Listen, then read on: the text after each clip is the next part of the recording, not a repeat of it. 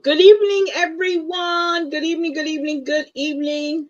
Let me give my comment. Come on. I can't even talk. My comments in here. Good afternoon. I hope everyone is having a great day. Let me go over here so I can make sure I can hear you guys.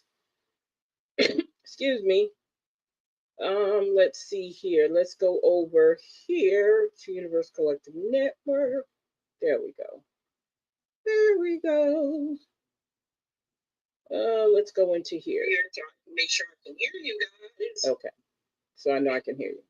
There we go. All right. So good evening, good evening, good evening. Welcome back to another episode of Can We Be Frank Show. The craziness never ends is the name of the show tonight, you guys. So yeah, the craziness never ends. Oh, I'm sorry. I didn't ignore you. There we go. There we go. The craziness never ends is the name of the show tonight because we know it doesn't. So we have a guest tonight, which is really not a guest, Tavares. He has himself on mute. I don't know why he's muted, but okay. There we go. Talk so we can hear you. Yeah, you can hear me. I'm here. Okay. We're in there. I do. Okay. So tonight, you guys, I'm getting ready to let me tell you what I was doing. The reason why I didn't just jump on here. I was just telling Tavares and Miss Linda. I was saying, you guys, I was listening. I went back and listened to, I don't know if you guys are familiar with Amanda Seals. Well, she just did a debate with 20 Black conservatives, men and women. And she was going deep with this young man who is actually from, add to stage. Okay, Miss Linda. Hey, Miss Linda. There we go. Hello. Hi. So she was actually going, she doesn't even call it a debate. She said she was learning. She was trying to teach them something. So this young man is from Angola. That's where he's originally from. And so he's sitting up there with that conservative, conservative mindset talking. And it was kind of irritating her. And she gets offended when you come from another country and you have your nerve and your audacity to come to America and talk about Black people. You don't do that. And I don't know why we've made it a norm or allowed them to do that. Now, Africans can come here all day long, but you still have to understand this, you guys. You're coming on our soil. We built this. That's like us going over to Africa and talking about Africans. Doesn't make any sense. So don't come over here and try to put down our people with that white racist type mindset. Don't do that. You don't have a right to do that. So that's what she was talking about, and I got kind of caught up in that. So I'm sorry. So let's go ahead and let me find this on YouTube real quick here. And this is Tavares, you said, let me see. Oh, there we go. Let's see here what we got. Okay. So this is with Grimion.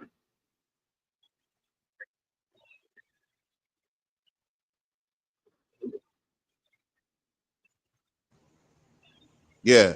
I think that is.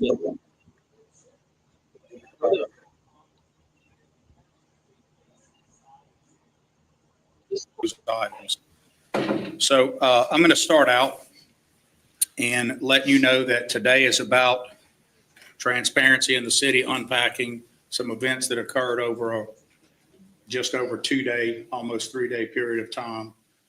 really a 24-hour period of time. The events, 3 instances or events occurred, and then our actions in a 2 or so day period of time. I have said before and will say now, citizens have the fundamental right to public safety. Citizens also have a right within that promise, and it's a sacred promise of the state or of government, if you will, in this case, a city, that fundamental safety, public safety be delivered constitutionally, which is to say with fundamental fairness and due process. And that's a hard stop. I'm going to just say it one more time. Every citizen has the right to fundamental right to public safety. And within that sacred right, all of what these guys do and all of what government does has to be delivered constitutionally. When we give the power of the people to men and women who have the power within that to physically restrain us, it is a grant of power subject to rules. And it is not a taking of power by those. People who wear a badge and a uniform don't take or arrogate that power to themselves. You give it to them in an exchange, a contract, if you will, that in exchange for them having the right to put their hands on you, arrest you, commit what would otherwise be a battery, if not for that legal consent that they can do it, it would be a problem. And so with that awesome power that society gives, it comes with those rules I just talked about. And I would go a step further. I would say it comes with a relationship of trust. So any actions by those we entrust with that security outside of the limits of normal due process are intolerable. They have to be held intolerable by all of us, except in those instances where we might define a certain level of civil unrest or war or riot or terrorism. Those rules of putting your hands on folks are very circumscribed and must be. And therefore, those in charge of retention and discipline for our officers, if they do anything out of line, means that we have a duty to get it right. Let me be clear about that. You have a duty to get it right before something wrong occurs to prevent wrong from occurring. But if they do occur, and they do, then those in leadership who are. Okay, what? Why don't you tell that to Cornelius White? Yeah, Yeah, why don't you tell that to Cornelius White, Jock? Mm-hmm. Yeah, that's all I had to say. Yeah, Jock, all that what you saying right now, tell that to Cornelius White. Mm-hmm. Yeah, sure did. Down to the guy standing by the door, have a duty to get what occurs next right. And part of that duty in the modern time has shifted. If you think about what these guys in the media do, the challenge of the modern era is getting it out versus holding what information you need to still investigate. And all of you guys know best that that is a different thing today. People clamor for good reason and want videos out and all of those things quickly. We also live in a society where people on the street have it. So you might have a piece of it and not all of it. And that also forces an even bigger clamor for that information quickly.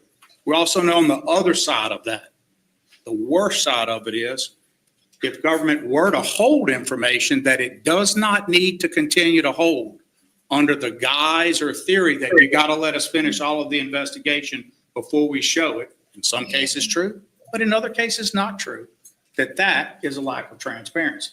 And the sooner you can get all of the information out without hurting an investigation, the better you are. We all agree that those are the rules of the game. He sounds like Donald Trump right now. We may be criticized for what we're going to put out today because some people may not think it's as serious as maybe you're sitting here thinking it could be today, because the injuries aren't significant or something else. And to that, I would only say the interventions you do today are the things that stop the worst situation tomorrow. And I think what you will see as this comes out over the next few days is it is very serious. Okay, first and foremost, now let's talk. And lots of times people don't want to talk about the past. Okay, We don't want to go to the past. But your APD is known for the things that they do against the citizens. And when they needed the information, when they needed to do what needed to be done, you fought back off of them. You fought them for it. You got rid of cops or lieutenants. Not you didn't. Let me take that back. You weren't in office at that time. That was old Jeffy.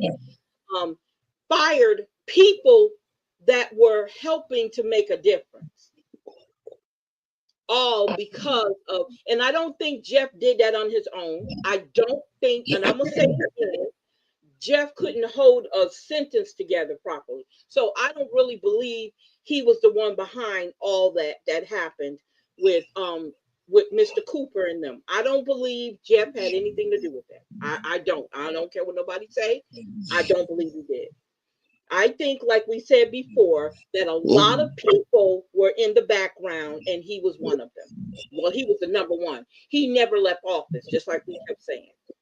So it's just mighty funny now that everybody want to praise him when y'all were silent when all the other stuff was going on, when people were being hurt seriously, when people got their doors busted in. And the cop, what about that white female cop that was very, very abusive? Where's she at? I don't know what her name is, but remember her?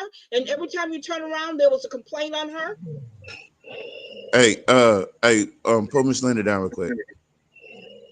Okay, hold up. But luckily very isolated in a short period, luckily involving only 2 officers, and luckily handled quickly by the leadership of this department. So in short, look, I want to go back and say this too. I've been a civil rights lawyer my whole life, still am technically. I've successfully defended officers from unlawful attempts to terminate them by this city. I'm going to say that again. I have personally defended law enforcement personnel from actions by the city of Alexandria to take their jobs, in my opinion, unlawful, successfully. And some of them are in leadership today. Thank you.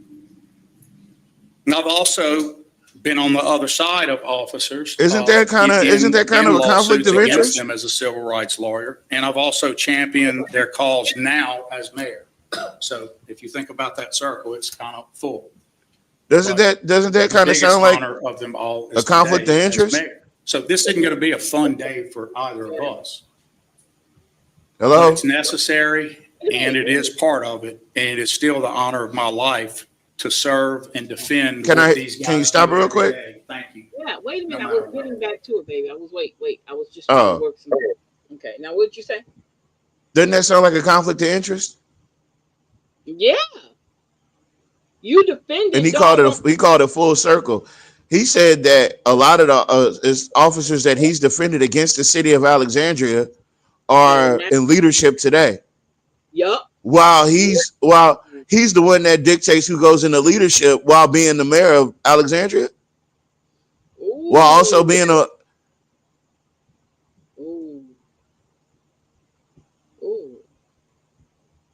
Did he just admit that? Maybe that's why we can't keep officers in Alexandria, because of the nepotism and the lack of the disingenuousness of people feigning like they're ignorant about certain situations. When it comes time for them to snitch, they're gonna tell, just like he did. He just told on himself. So he just said that he used to defend cops that this was like doing civil rights situation. Is that what he just said? No, he said he's a civil rights attorney.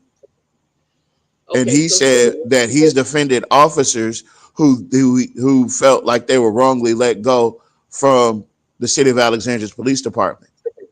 And now and we know which kind, because he didn't come to Cooper's rescue. He sure didn't. And not even that, he brought on that other asshole. What's his name? Remion? No, the one before. Yeah. King. Yeah, he sure did. King. He brought on King. Mm-hmm. Mm-hmm. Sure did. Wow. And now the same people that he got off from charges or from being wrongfully fired from the APD are now in leadership over. They're now his employees. But he didn't say where. He said they're in leadership. But it doesn't say where. He wasn't specifying where. Okay. He's just there in leadership position. All right. We have a problem, we're going to fix it. But we're going to do that together. In short, I love my department and the capacity I see in them. Even when some, not most, when some fall, in this case, woefully short. Not only have I never been a defund the police guy, which isn't even a thing, by the way. It's not even a thing. Shut up and just get to the point. I would say the opposite occurs here. You think about how to fund more things better, train better, and always keep going up. Contact Project NOLA. It's what can we do more? A couple of the officers here outside of the rank that is in the room, which are the two top guys, Deputy Chief Cooper and the Chief of Police, Chad Gremion, served when I first came in on a strike force to look at things to. Wait a minute. Hold up. Did he say Deputy Chief Cooper? So is that the same Cooper? Run it back. It shows on. It's showing that's what he said. It's saying. So when did he come back, Reginald Cooper? You might want to look at this. But Nat isn't that Cooper he talking about? I'm lost. Okay. And this guy named Chad Gremion. I don't know where he came from. But anyway, let's go ahead. Make things better. Chad Gremion. Hold on. Let me tell you where Chad Gremion came from. Chad Gremion came from Louisiana State Police. And that his name is not Gremion, Tavares. He said another name. Gremion. He said Gremion. Not Gremlion. Mom is Gremillion. Gremlion. I know his name. I got you. He's the one that was in that Ronald Green case. Yes. Okay. They said that wasn't true, but okay. I got you. Okay. All right. I took a lot of advice from them. We met intensely in those first few weeks. By February of 2023, coming in proper, I guess you'll say, in December of 2022, we were well on our way and well on the run to implementing changes that I both promised in a campaign for this office and which were requested by them and others. And we accomplished together a record-setting equipment purchase model, and all of you know that who pay attention. We assumed, that is, the city assumed all of APD employee contributions to their benefits, and I wrote executive orders personally to make the increases to all those benefits. We also created upward pay adjustments, and we made a lot of leadership change across the board. I'm proud of that. Alexandria, like many cities, suffers from critical shortages in available commissioned officers. Like many cities, doesn't work well. You can only be about the prescription for ourselves, for our city. After all, the other folks have to deal with that. You can't hide behind it's happening everywhere. You have to do everything you uniquely find you can do to make it better in your city. Call Project NOLA. With that said, those executive orders involved a lot of things like retaining a retention policy, a recruitment policy, but it was all balanced against getting the most competent and best officers, rules, if you will. We run psychometric tests. We do a lot of things people aren't aware of to hire here. Not everybody does it. In fact, a lot don't do it, but we do. And one of the things that was declared a national challenge when I first came back, I was at the U.S. Conference of Mayors in January of 23, was this recruitment and retention issue. And ironically, in fact, I called Stephen Maxwell from the U.S. Conference of Mayors, and you don't remember this, but you interviewed me from there, I believe, when I was back before you left KLB. And I was in a Hold hotel on, room stop. talking to him about how. You see this glazed job he's giving Steve Maxwell? Yeah, yeah. I look at how he smiled when he said it. Yeah, no, Yeah. you see how week after week after week he tears down KLAB, but the second Stephen Maxwell come in there and suck on his and sit in his lap for a minute, he all over him like it's white on rice. That shows you that the mayor is scared of the news. He's scared of anybody that can report anything about Alexandria because he doesn't want the truth getting out. He needs somebody sitting there on his lap and bobbing on his head. He needs that because that's the only thing that's going to protect him. That's the lies are the only thing that are going to protect Jock Roy in this new era of what he hates the most is free media. Yeah. He don't want nobody saying nothing about the city unless it comes through him. He don't want you talking about your utilities. He definitely don't want you talking about this this police incident because this is definitely a black eye on the APD because you finally got caught doing something you probably been doing for the longest, which is terrorizing black people. That's what this is really all about. That's just one cop that they caught. It's two. Okay, it's two. Where there's two, there's more. Believe me, they weren't working by themselves. That's the problem Alexandria and the police department have. It's too many racists over there. It's too many of them. And if this man is in trouble, if this cop lost his job behind harassing a black person, just imagine how many of them get to keep their jobs. That's all I got. I'm sorry. Excited I was about all the things that I saw were new things happening, and that I got to see Charles Ramsey, who many of you know has always been sort of my police hero and a guy I think brings the best practice. In fact, I think I told KLB and I told others, one of the mayors at the conference said that he personally, and this wasn't for everybody, again, you have to be your unique prescription. He personally diverted all of his recruitment dollars solely to hire pay for existing officers as opposed to getting new ones. So his problem was solely retention. Our problem is retention and getting new. We could never do that plan that way, but it was notable. I see Deputy Chief Bradley is here too. So all three of the top leaders are here. The actions then and the actions that I've taken with my chief now over the last few days have always been with Charles Ramsey in my head, thinking about what he would say and thinking about things he said, even personally when I met him. And what I think you're not going to hear right from the media until they dig in, and I suspect some will, is you keep being told this magic number of officers down or some number you can get to.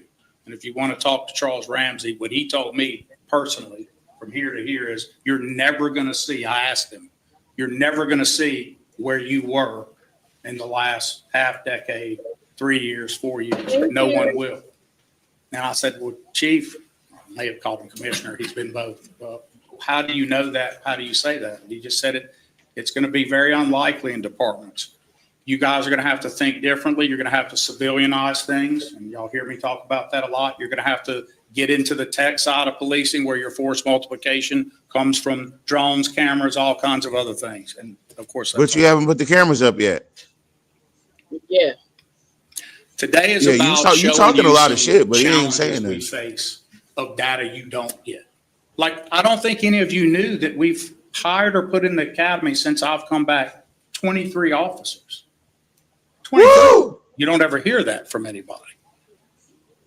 Because it's not significant. Remember what I was telling you, Charles Ramsey said and others. And I said this in February of 2023. I want you to go back and you can read my executive order. I predicted then that the gains you would make would not exceed the losses for the next few years. Retirees and discipline changes that we would bring about. And that was right. So I didn't promise that it would exceed. I said the opposite in writing. It's in my transparency tab online, always has been. Right there, you can date stamp it. Believe me, folks, believe me, I'm not lying. Those meetings with them. this whole, never mind. Let me It feel like a charade, Become, don't it? become, It feel like yeah, he campaigning. Miss Shamar, thank you very much. Shamir, I said call her Shamar. Miss Finley, I apologize. Thank you. It's good to see you. Where you been hiding? They've been waiting on the show to come back. Oh, I know. Okay. I'm sorry. I stopped you guys. I wanted to say that. Uh, so Sharika Deal. Let's see. Nat. Hey, Nat. Mr. Mercer. Let's see. I see I Mr. can't see the Scott. chat. Miss Ashley, thank you. I'm not putting it on chat right now. I'm just saying thank you to everybody right now. Thank you, guys. I'm out in February of 23. We do the executive order. The prediction was we're going to lose to different forms of attrition more than we'll gain. We brought in 23. We've lost 36 over that same ball to now. So when you're told we're not making the hires, that's not true. We're making the hires. But the rate at which we see loss has been tremendous. And no small amount of that has been discipline. A change in what, not a change, going back to what we won't tolerate. So you're going to hear from the chief about those instances and this today. It's not going to be many, thankfully. And the use of force deployed inappropriately in those cases is not going to be as grave as you've seen in other places, thankfully. But remember, today is about stopping that from ever being the case we report to you. But it already happened. Stopping that. It's already. How did you cultivated that? You grew that. Yes, it already You happened. grew that. That's yours. You own that. You run the APD. So you own that. You hold on to the fact that you have failed. You failed. Well, look at the guy who got shot in the back we talked about earlier. Nat mentioned him earlier. So you were in office when that happened, Mr. He was in office when the gentleman was shot in the back over there down 3rd, and they tried to hide it at the hospital. That's right. That was 3 months ago. That's right. Sure did. You right, Tavares. Sure did. I gotta call her because I haven't talked to her since then. I gotta hit her up. I definitely gotta hit her up. Yeah, so you did that. You right, Tavares. You right. That sure did.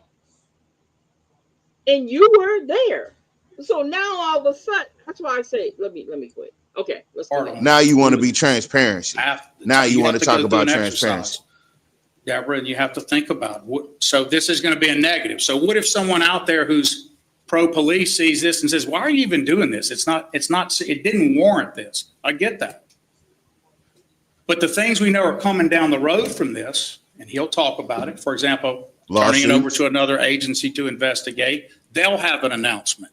And then how do we look to these guys if we didn't own it first? He made the decision to send it to a third party. Third party didn't do it. This didn't come from a citizen complaint. This came from our internal process that caught it. These are things you need to know. This is stuff working even while being very unhappy that it occurred. Bro, you caught 2 people. You got 2 people off an entire police force.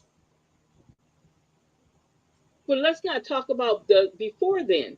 We're not talking about what your cops did to Mr. White. We're not talking about the man who got shot in the back. We're not talking about the other sets of force that was used on other citizens of Alexandria. We're not going to talk about none of that. It's now. It's campaign season, baby. It's campaign season. Yeah. Okay. 36 in the same period. I'm trying to get another run at it. Ultimately, in some cases, to the ultimate discipline.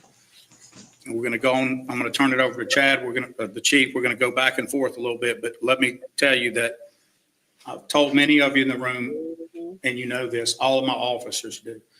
On discipline short of termination, I'm not involved.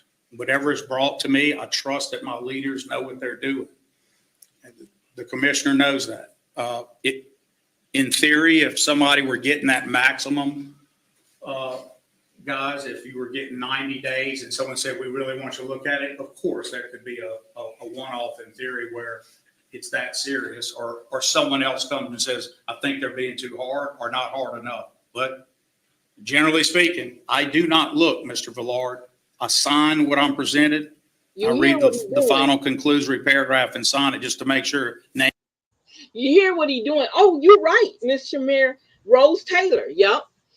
You see what he doing. He letting you know who's in the room. You hear him naming out the names. You know he's good at that. No, what he telling you, he just told you is that I don't read anything that gets sent down from the police department about discipline. I don't read it. I just sign it. Yeah, that's what I do. I don't read anything. I trust the people that much. Yeah. Mm-hmm. So what are you signing? Yeah. So what happens? What happens if you're one of those officers? What happens if you're one of those officers that happen to get in trouble, but you got the police chief and the mayor covering for you? Yeah, exactly. Yeah. Robert Ricks, you're right, Shamir. Yeah. Mm-hmm. Because he was in office with Robert Ricks. Yeah. Yeah. Somebody mentioned we were naming off people that has what's the name with them? You know what I'm saying? Yeah. The police. Yeah, lawsuits. The potential lawsuits at least. Mm-hmm. Yeah, he was the mayor at the time. You're right, Shamir. And actually, they got involved, but the APD was there too. It wasn't just the sheriff department.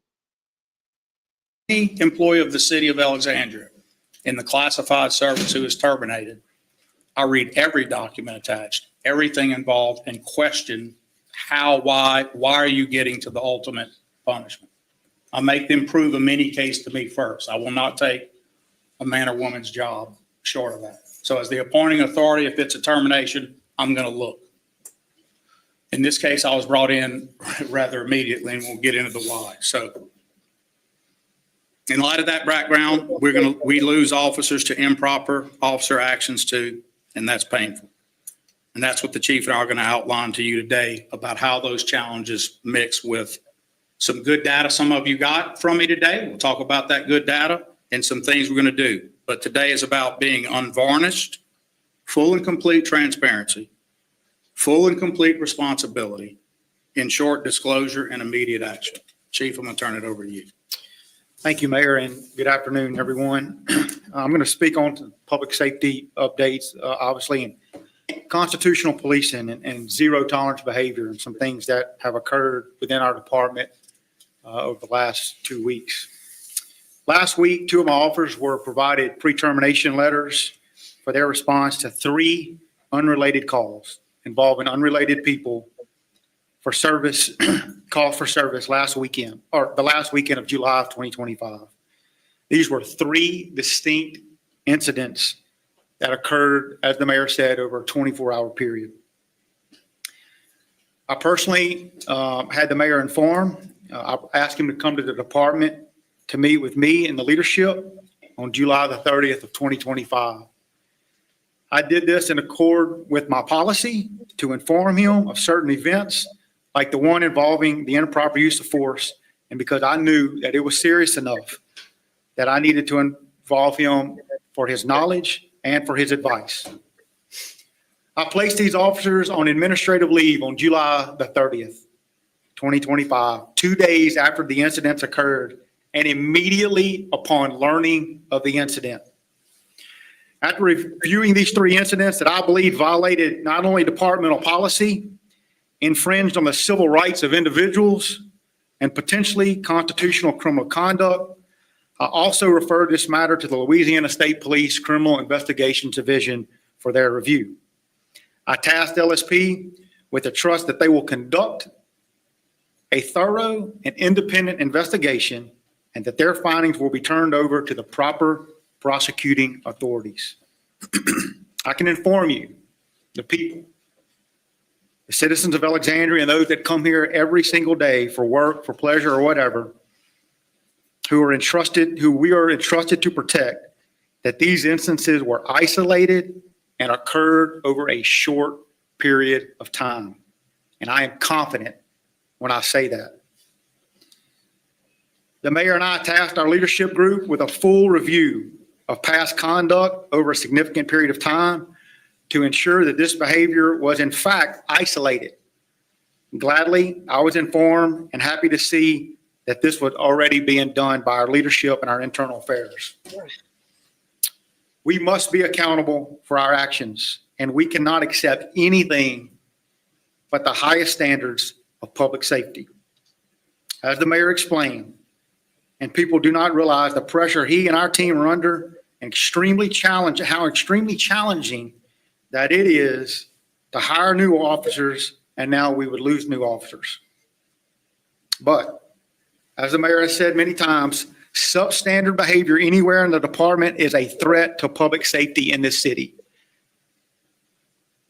Let me say that again. Substandard behavior in our department, anywhere in our department, is a threat to public safety anywhere in our city. This is our standard, which is set by executive order and my own personal moral code. Doing the right thing is in my DNA, and it is the only way to do it. What? I'm going to terminate these two officers as soon as the investigation was over, and to continue Hold on. the review of other personnel that were associated. Yeah. I'm so Did he sick of say it's in my DNA? Yeah. He said he's an upstanding citizen. He doesn't do anything wrong.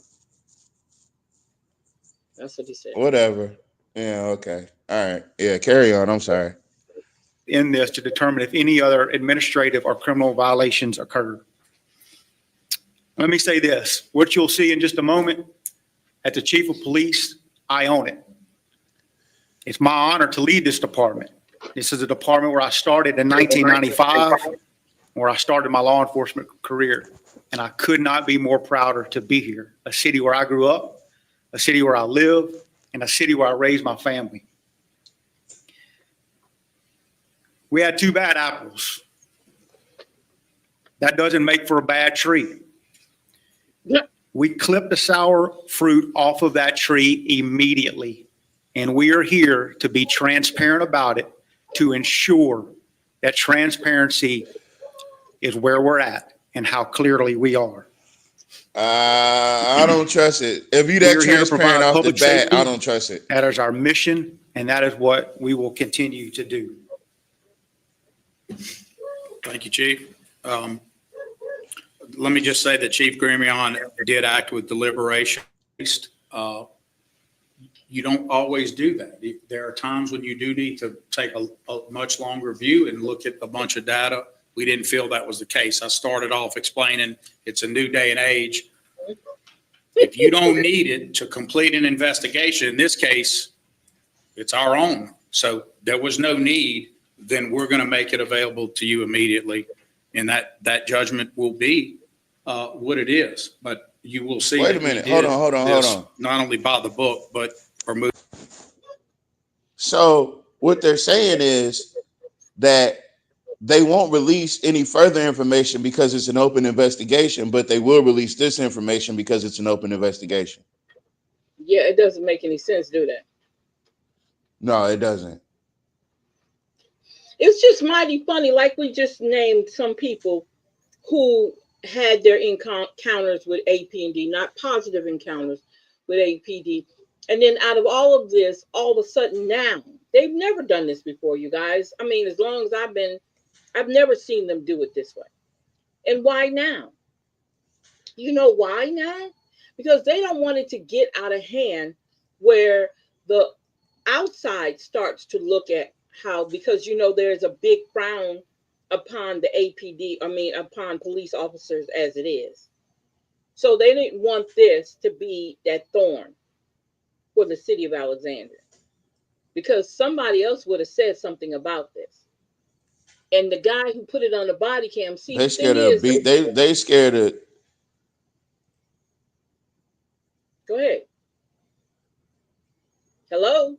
Go ahead. I'm sorry. No, I said, what'd you say? They scared what? Oh, they're scared that this might turn in. They scared of Black Lives Matter or some shit. That's why he mentioned defunding the police, because ain't nobody been talking about that for a good little minute. Yeah, nobody said nothing about They no know Sunday. that them cops messed up, and they know them cops messed up in front of other people, and usually they're able to contain it or scare the shit out of the person that they did it to. But people ain't going for it no more. Well, Yeah, they did it out in public. It happened at a restaurant or a pool hall. yeah, and you don't know who was watching when you did it. You definitely can't hide Other than that. at the hotel. I wonder Moving to do a if they're gonna play a video.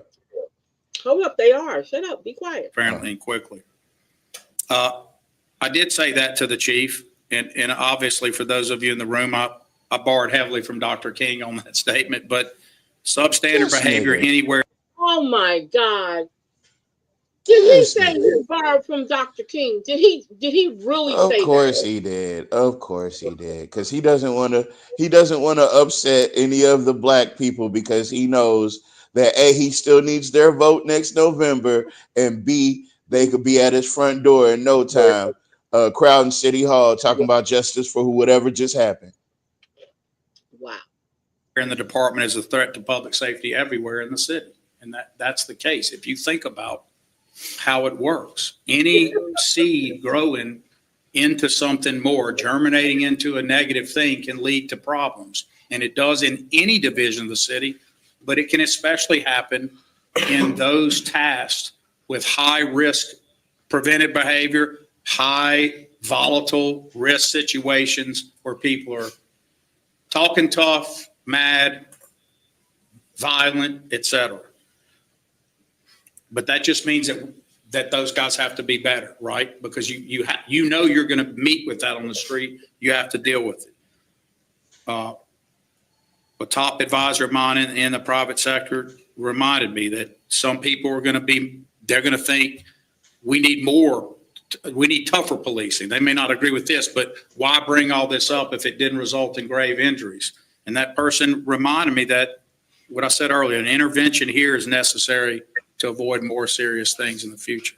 And people need to know, including our department, this is how we're going to deal with substandard stuff that is at this level. So let me tell you what I saw in response and what I see in other cities. You can't wait too long on action on items that can't change. I just said that. You can't wait too long. We're just in a different time. That dilemma for us has changed. I saw one happen when I first came back. You guys are familiar with this in the media, and many of you, if you do anything with law enforcement, you'll know sometimes they won't let out any part of an investigation till the autopsy comes. But y'all know how long those can take in Louisiana right now?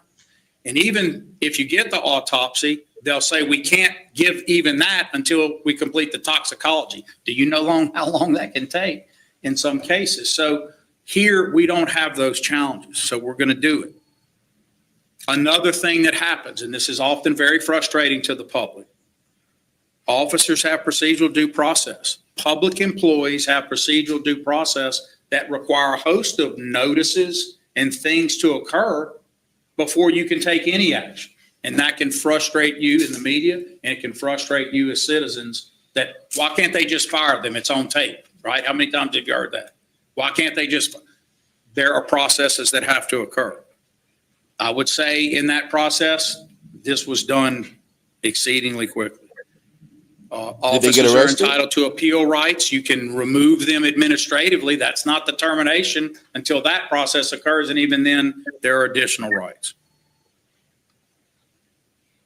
The notice you give them must spell out and justify the punishment, meaning the original notice has to be written in a way to justify that ultimate sanction of termination and spell out for the officers the evidence you have against them up front. Now, how many folks in the private sector, you don't deal with that, right? You're at will, you can be moved out. It's very different. It's not true. The federal government, that's why you had unions, which they got rid of. Unions are the ones who protect the employees who usually get in trouble or something happens between them and the supervisor. That's what a union does. And he's talking about the due process.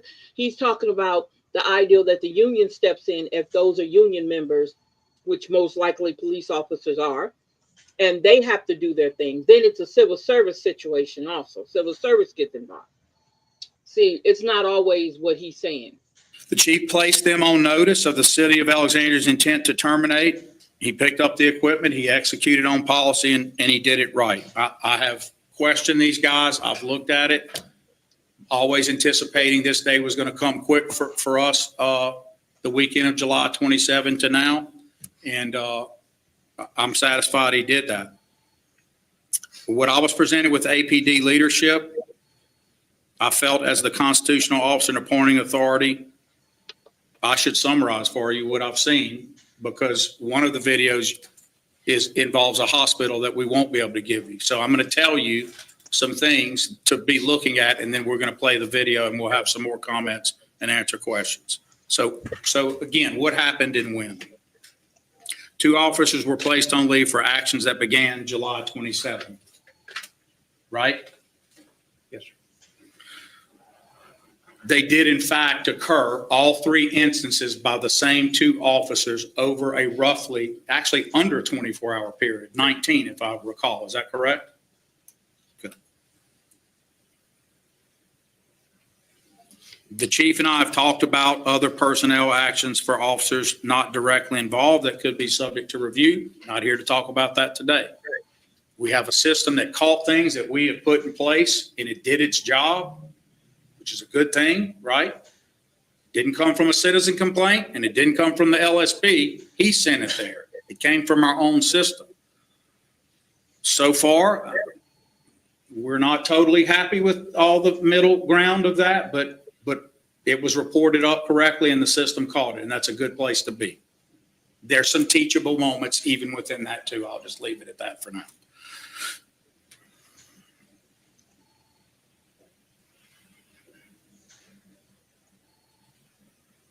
My biggest issue is we lose 2 more officers. And, you know, what you're going to see to me is it's a shock to conscience type deal. You don't want any police officers in the modern, at any time, but in 2025, some of this stuff is too easily avoided for it to be happening. The fact that it shocked the conscience of some of my leadership, knowing what I know they've seen, both as an attorney involved in their lives and what I know they've seen in military service and elsewhere, you know, bothered me. So when I was hauled over to the station, Jim, you got to see this, I knew it was not going to be good. But I'm glad that I was there on the ground floor to offer advice and support, and that we would get through this, but we would do it transparently and right. So we've had these losses of officers to retirements, resignations, and discipline, but the ones to discipline, you just don't like to see. I gave you the numbers earlier, 23 versus 36. That'll put you in that 40 we've been talking about the whole time. You can see the problem right there. We'll be talking about. He's worried now. Keep in mind, y'all, you remember now, we were talking, and that was a big thing, that they don't have enough officers. That's bothering him. That is really bothering him. And that has been the how do you say that, the snake in the boot for him, not having enough people. Yeah, done said the same. Yeah, that's right, because it bothers him. You guys, guys, we've been dealing with him for a while now. We know his body language. We know the things that come out of his mouth. We know that. Yeah. Because that's an issue for him, because that was the biggest thing we talked about and other people have talked about and complained about, that he don't have enough officers. He don't like that being said. And he always seems to bring everybody else in, what every other city is doing, that to compare it to what's going on with Alexandria. That makes him feel comfortable. It doesn't do anything for us, but it makes him feel comfortable. Well, they're doing it too. Look at them. They have the same problem too. And that's what he keeps saying, if you notice that, right? Because he doesn't want to be that person that's standing in the forefront and saying everybody pointing their finger at him. You see what I'm saying? They don't want that. So that's the problem. That's his big old, I want to say, that's the snake in the boot for him. In other words, it's because it's the truth. Obviously, there's some issues that people are not throwing themselves trying to get hired at APD.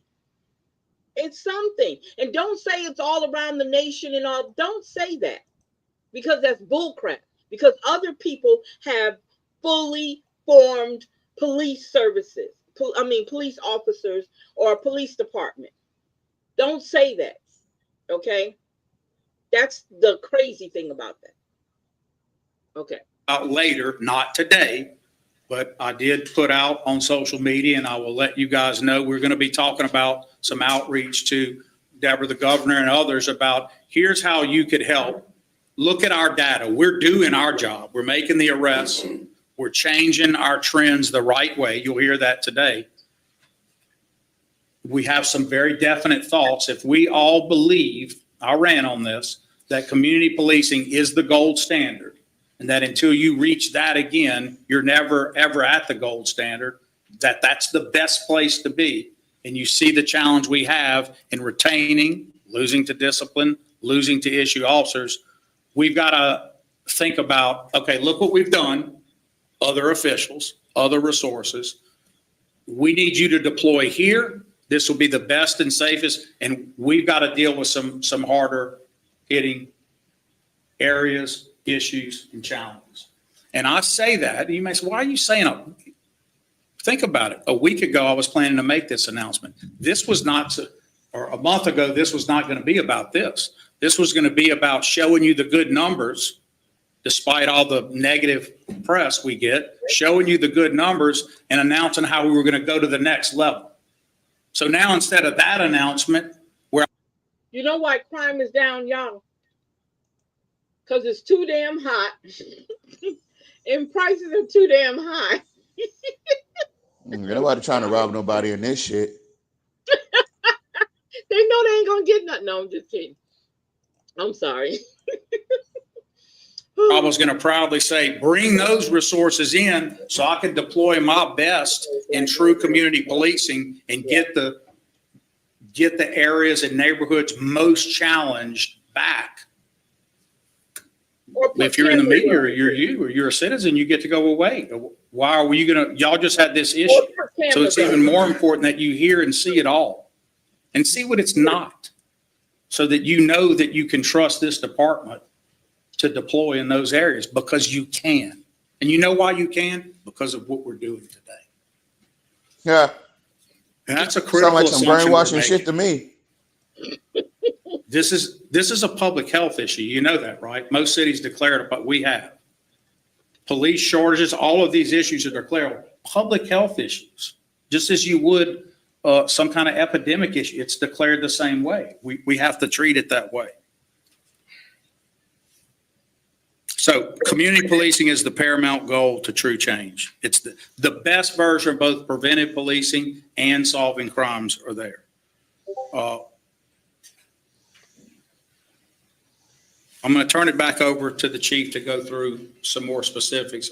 But again, at this transition point, I just want to say, I think these guys are doing what they're supposed to do, despite what you're about to see. And I think this is an example of us doing what we're supposed to do, not an example of us not doing it. You have two instances, and they were caught, and they're going to be acted on properly. Chief. Thank you, Mayor. So over the past few weeks and months, I've rode through the community and talked to a lot of business owners and a lot of people, getting a feel on So the how they business feel owners and what they're seeing. That's exactly what he said, business owners. Yeah, because the jock told you, the business community told me to come back. Mm-hmm. So that when we talk about police are there to protect property and businesses, that's what we mean. That's what I was getting ready to say. That's exactly what I was getting ready to say. You took it right out of my mouth. That's right. Y'all have to get that in your head, you guys. Let's talk about. They're there to protect property. It's not about us. If y'all would understand that, y'all will get a clear understanding of what police do. It's not about they're slave catchers, because again, property, protect the property, bring the property back. bring the property back to the plantation. But that's what it is. That's exactly what they do. They protect the doggone property. They don't protect the people. It's the property. So we get all upset. You're not protecting me. Well, because I'm not supposed to. They're not going to protect you, dummy. That's not what they're there for. Lock in with me, champ, so I can explain this to you. Look, if you run away, I got to catch you. That's all I can tell you. I'm sorry, y'all. This is what. And consistently, I hear from business owners that we feel crime is down. And I'm very happy to report these numbers today, Rob, Stephen, that these numbers are in fact down. And now he's doing that shit. He doing that shit. Jock be doing. Good. Calling out people's names. Yeah, name people. Yeah. Now, did you hear what he said, you guys? He said, I talked to business owners. He did not say I talked to the citizens.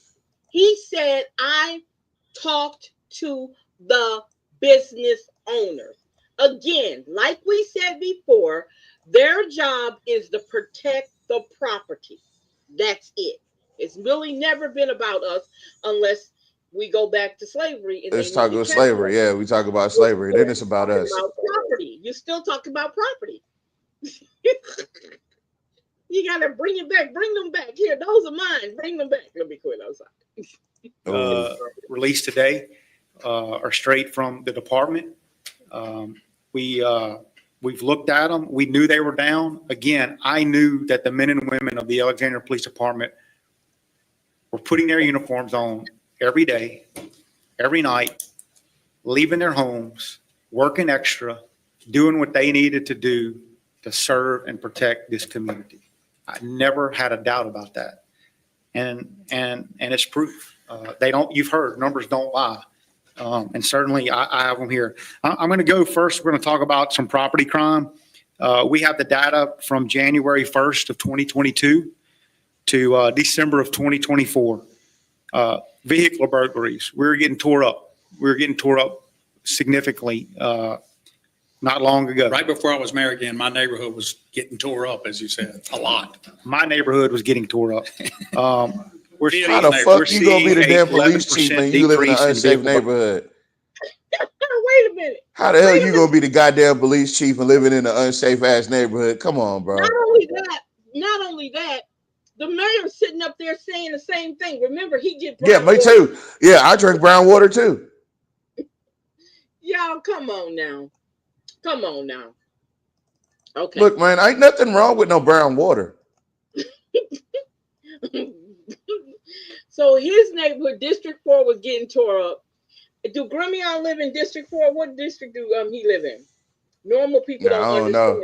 I don't even think I want to know where he live at. Numbers, man. Burglaries. Aggravated burglaries. A 50% decrease in that. It's too damn high. Unauthorized entries. A 45% decrease in that. Felony thefts. Anything over $1,000 is a felony. A 13% decrease in that. And when you factor all of that together, our overall property crimes, double-digit numbers, 12% decrease in that. So nothing that I have in the property section is showing an increase. He said, okay, you said you're in District 4, Shamir, right? He's saying the crime in District 4, they got hit between that time. That's what he's saying. Both of them.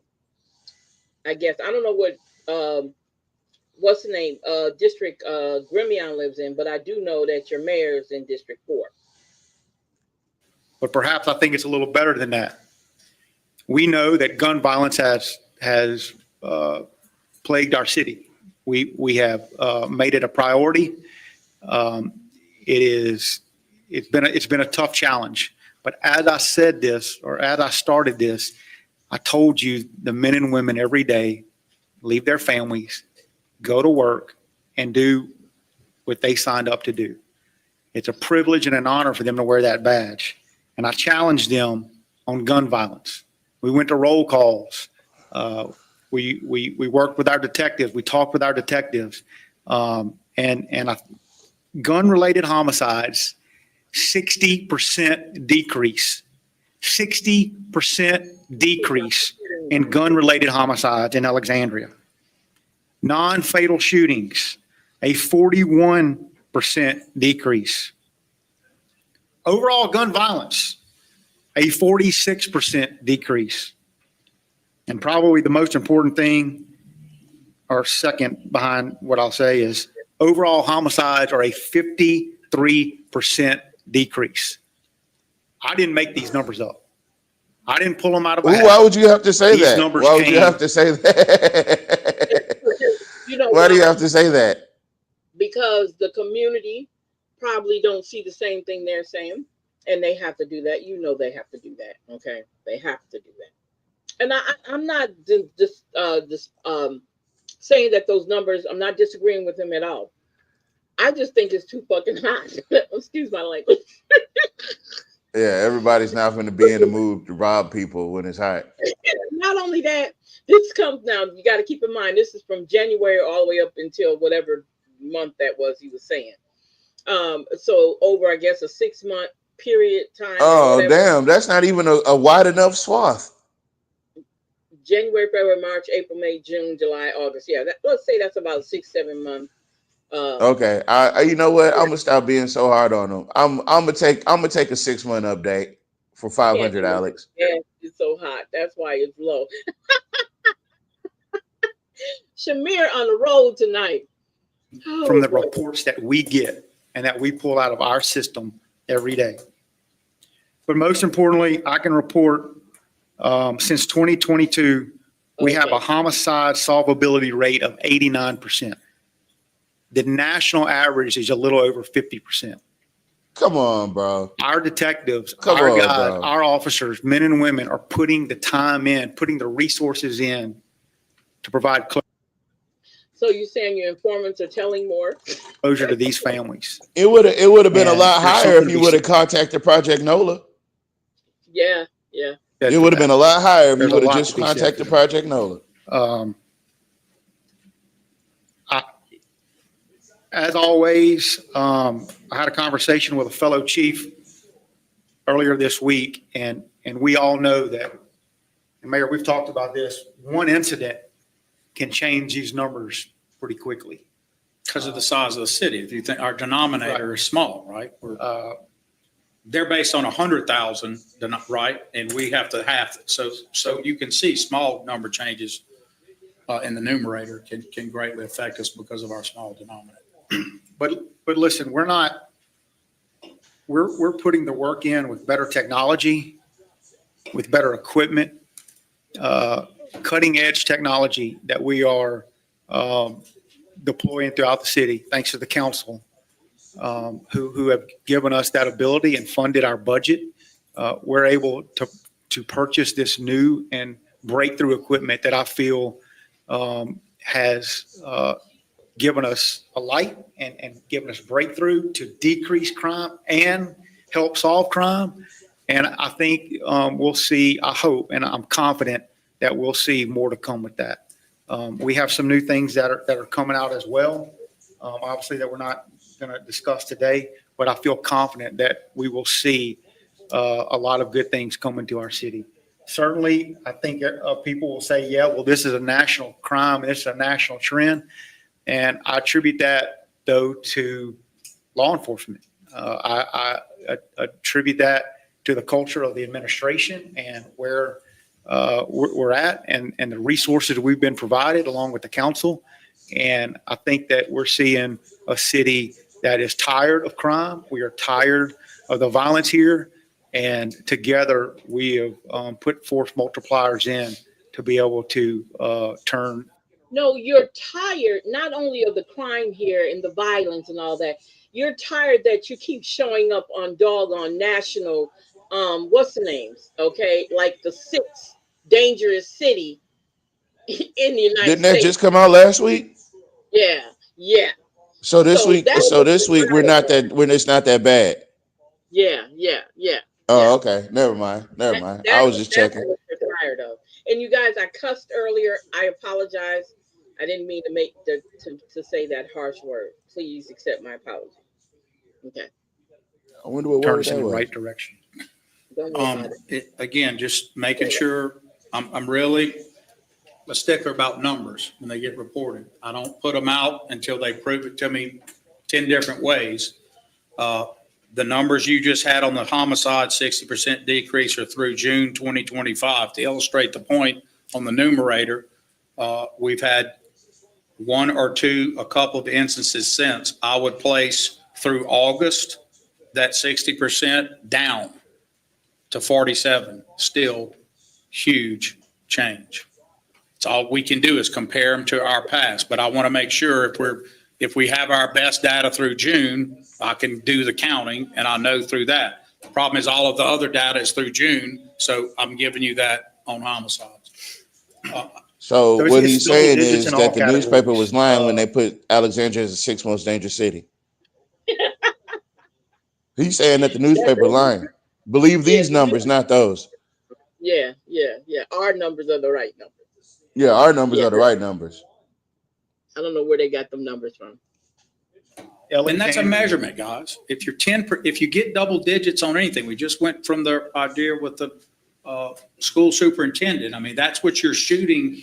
You're shooting for double digit change, and this is 2 times double. These are all 20% of some of them and better. So this is real progress. It is. So my problem is this is what I'm kind of having issues with. Why do you have to overstand or over Because something emphasize? bad happened. Something bad happened that we don't know about. So he trying to Why? divert. But I just think it's too much time being wasted. Let's see the doggone video. And I'm not gonna skip through this. I want us to hear this. But it's the idea of why do you keep trying to over explain the numbers? Okay, that's a good thing.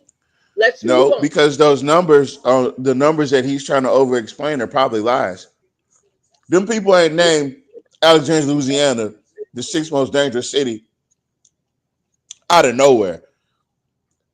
We didn't get Yeah. to top 10 just because the numbers were wrong. But then we have to look at the timing. If this is now, and when did they do the survey or Last the week before re, last. you know, That article came out week before last. I know it did.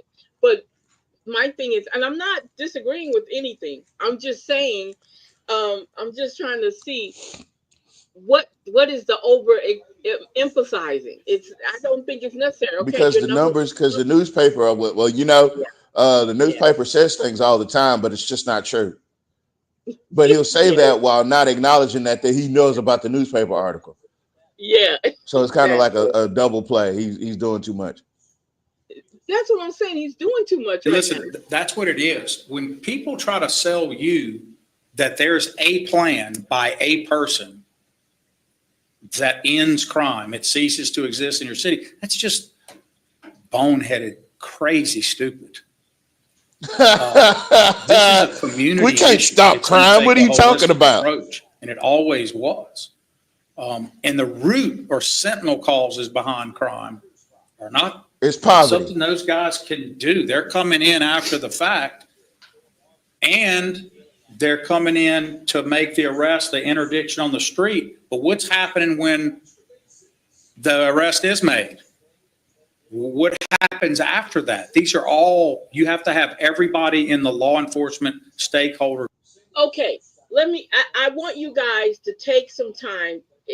Watching this is great.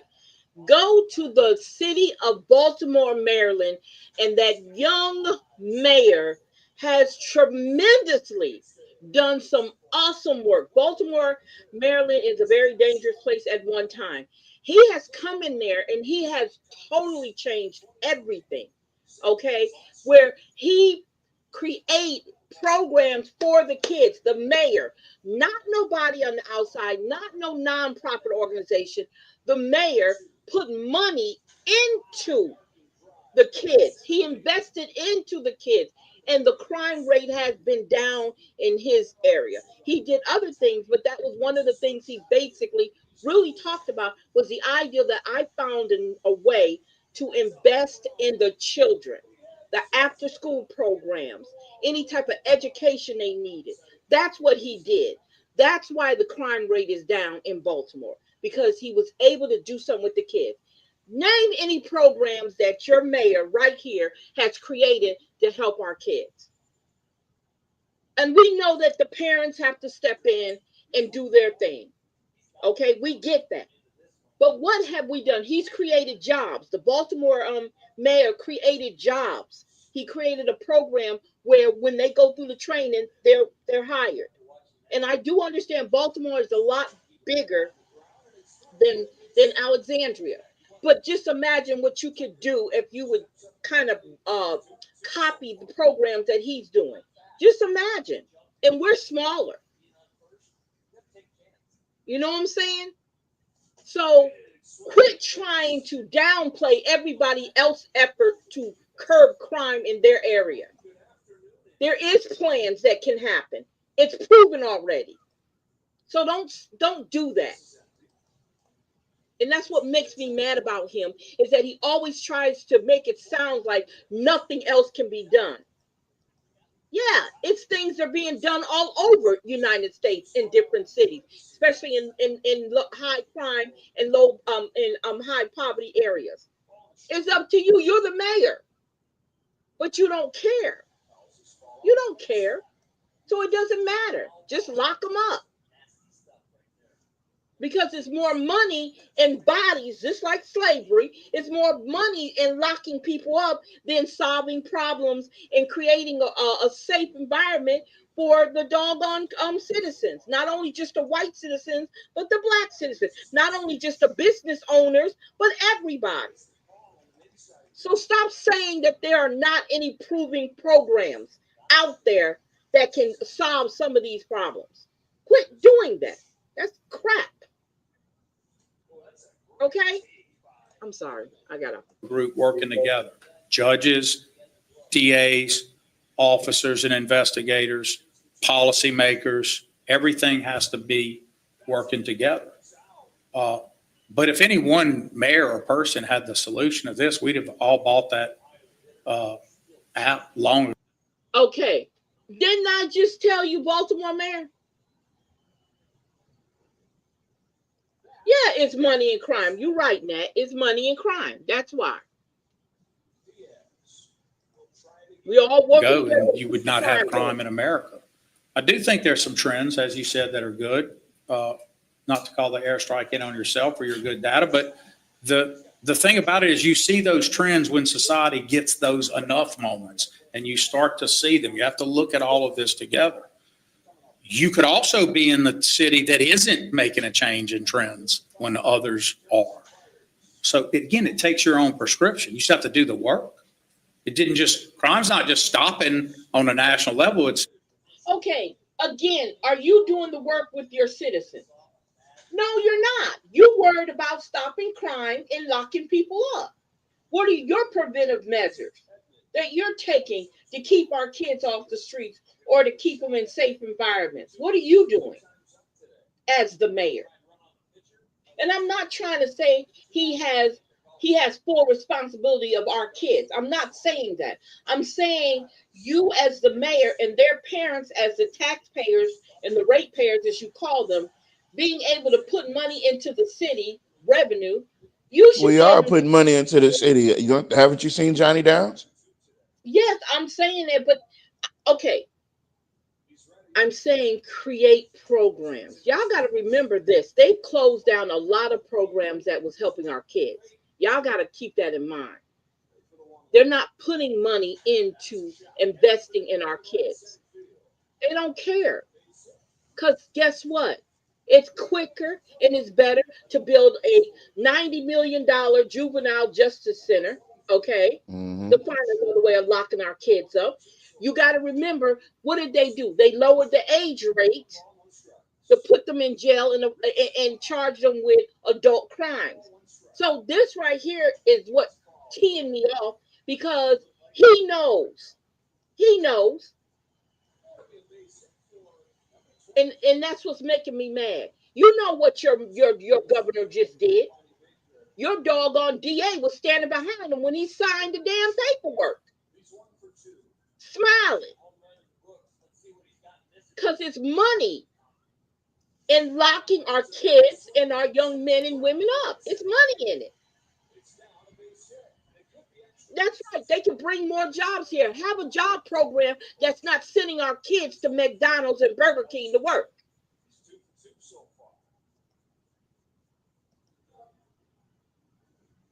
That's what you do. And that's why a lot of times parents, when their kids are finished with school, they pack them up and take them somewhere else because they know they're going to get good jobs. Because you're not offering them anything. So stop pretending like you're not part of the issue.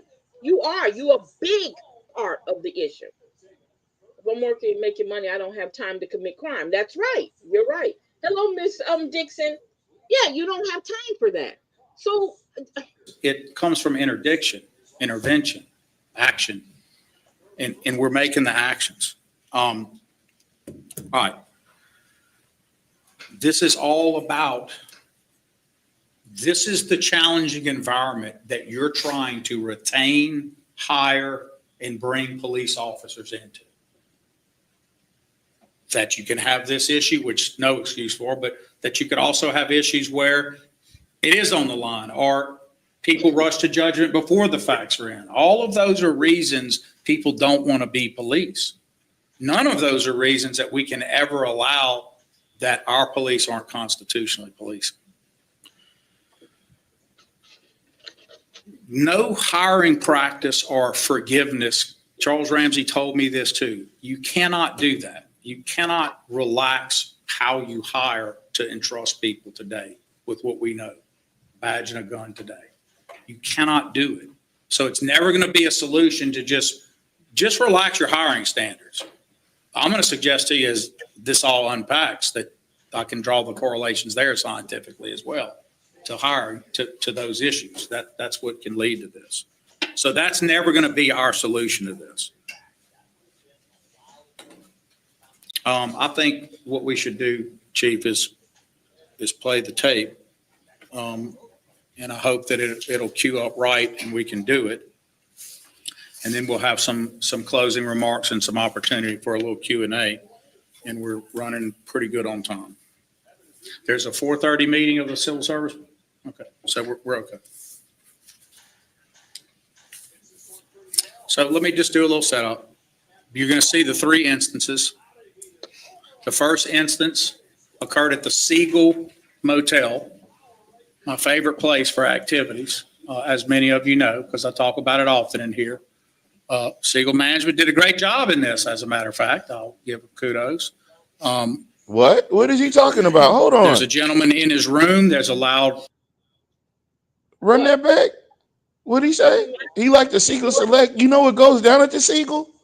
No, he was saying that because that's where a lot of crime goes on. That's what he was saying, basically. That's why he's saying his favorite place. So if he knows a lot of crime is there, then wouldn't? Never mind. Yeah. Noise complaint. I think the allegation is he's playing his music loud, and his retort is they're being loud downstairs. I'm drowning them out. Just as you get through this, we'll come back and talk about it again, but it doesn't justify what happens. But this one's not going to seem hyper serious. He's not going to get hurt. But there'll be nuance you'll have to see of entrapping this guy to then claim he committed a crime. It's totally inappropriate. And you'll be able to see that this could have led to something much more catastrophic. The second instance you will not see today, but we're going to go over it with you because it happened at a secure facility, mental health, involves juveniles and others. Also did not result in some grave bodily harm, but I think everybody, all of us who watch it, they consider that one the worst, but it involves a dry stun tase of a, I think, juvenile, 14 or 15-year-old girl that I just heard. Oh, so that's the smoking gun. That's the one that would have got them in trouble. That's the one that's gonna put them under the goddamn city. That's what they're gonna, whatever that girl name is, she gonna end up changing the city of Alexandria to her last name. That's the one. Okay, Because I'm you sorry. is not, you are not. The one thing they will not let you do is abuse children. Nobody They're can not say gonna. it I was don't. If, justified. even if the kids are incarcerated, they're not gonna let you abuse children. And because the children are incarcerated, you cannot abuse the children. So they dry stunned a 14, 15-year-old girl. Okay, let's go. But because of all the people in the facility, faces, healthcare providers and all, we can't show that one. We're working on it. I'm just telling you guys, we're working on a way to blur it, do other things. Wait a minute. You could have did that off the bat. Wait a minute. Okay, hold up. So y'all hadn't edited that video yet where you blurred out the Yeah, they taking their time editing it. They got to come up with a backstory. Well, they don't. Well, no, actually, they don't, because they throwing them under the bus now. Yeah. So what's taking you so long to blur out the picture, the people's faces? You could at least produce the audio. Yeah, you could have did the audio if nothing else. Isn't that something? Wow. And figure out how to provide it. It's going to take a minute, but we're going to figure out Yeah, other it's gonna ways to take a get minute. you the proper information you can use on it. The last instance occurred at the Stick. It's a person who I think, unwanted person in the bar, probably told to leave by authorized folks to do so, didn't, considered a trespasser. I will tell you, I know from further looks into it, he serially does this. Again, doesn't matter in this case. What happened is not okay at all. So I'm gonna let you guys watch it, and then we're gonna unpack it. It may be hard for you to watch the first time and get some of the things we're saying. So we'll do that. Thank you.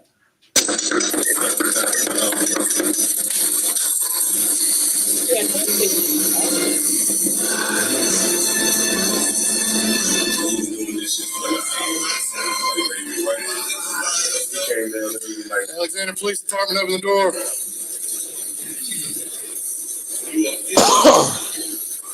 Alexandria Police Department, open the door.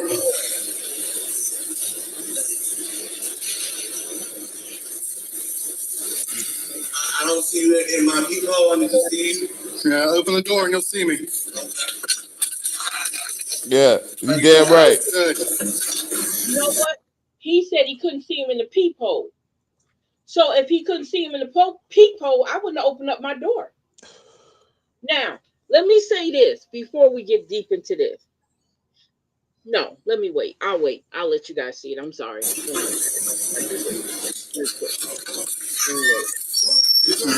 I don't need to come in. All right, so I'm Officer Butler, Alexandria Police Department. I'm here investigating a noise complaint. What seems to be the issue? Do I need to go? Do I need to go? If you want to go, you can go. The noise complaint has been noising downstairs, so I turn my radio on. And it's all I have to say. If you want me to go, I can get in my car and leave and take go somewhere to the hotel. Fine with me, man. I mean, it's up to you. Well, this is the thing. If you don't turn the music off. Okay, well, I'm talking about complaints, and I'm not going to do this for you guys. If it's a problem where you feel like I need to go, I can get in my car and leave, sir. It's no problem. Sounds good. Let's go. Get the band notice.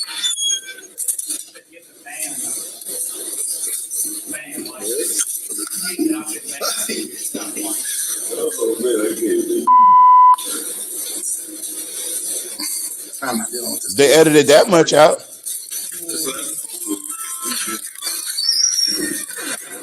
I'm in my bed and she was sick. It doesn't matter. Get your stuff. Let's go. Okay, give me the bandos. Why I'm leaving? You've been told to get off property, have you not? That's all you have to say. All right. Next is gonna come cuffs if you don't hurry up. Let's go. No, he was never told to get off the property. Okay, they told him to turn the music down. He voluntarily said he was leaving. Am I right? Yeah, he said, yeah, but I mean, there was no point in time where they said that he needed to leave. That cop said he needed to leave. Okay, so my thing is, so that's the entrapment, right? That's what he's talking about, entrapment. Okay. Because the cop lied. The cops don't have to tell you the truth about anything, by the way, just so y'all know. The cops don't have to tell you the truth about anything. Yeah, that's true. But no, they entrapped him by telling him he needed to leave. That caused him to come out the room with all of his stuff, and then that's when they accosted him. So they lied. They got him out the room on a lie. That's entrapment. Okay, hold up. Hurry up. When I get my Hurry up. And then they rushing him. You get me called here, you on my time. now, We ain't on your time. the noise from downstairs, so I turn my radio on, and it's all I have to say. If you want me to go out and get in my car and leave, and go somewhere to the hotel. Fine with me, man. I mean, it's up to you. Well, this is the thing. If you don't turn the music off, Okay, well, I've told them about complaints, and I'm not going to do this with you guys. If it's a problem where you feel like I need to go, I can get in my car and leave, sir. It's no problem. sounds good. Let's go. Get the band notice.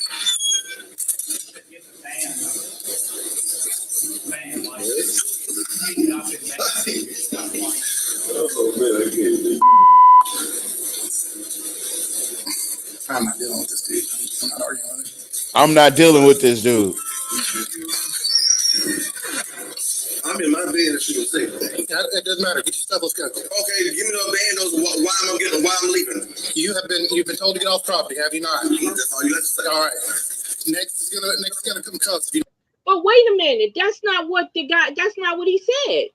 That's not what he said. And the man is compliant, and he's rushing him. Wow. Okay. That's what they doing at the Alexandria Police Department Training Center. But that's why they got terminated. Hold on. He said if you don't turn the music off, so he wasn't told to leave. Exactly, Nat. He was never told to leave. Right. Y'all caught on to that. He volunteered to leave. But he didn't have to leave though. And it wasn't on the hold on. Go ahead. It wasn't on the police to tell him to leave neither, because he was never trespassed. That's right. That's why Jock went ahead and said, "Oh, and the managerial staff at Siegel did a great job." That's because they probably either went along with the story or no, they had to tell the truth. He was never trespassed. Yeah, he wasn't trespassing. No, so they got him out that room. They got him out that room illegally. So my thing is, if you got me out of my room, I paid for, and I gotta leave, somebody paying me my money back. I'm sorry. No, they're going to tell you you've been trespassed, and they're going to keep your money. Time now. You get me called here, you're on my time. We ain't on your time. Okay. You got that. Yeah, I do got that. That's why they sent me, because I'm the one. I know. Put your hand down. Put your hand down. Don't put your hand in my face. Get the out. You got it. Ooh, was that? Now you see they blurred that shit out. Now look, that's blurred out. Well,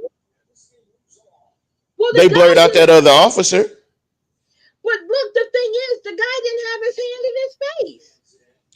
You better get your fucking hand down on my goddamn face. Ooh. I'm the one. I'm not the one to play with.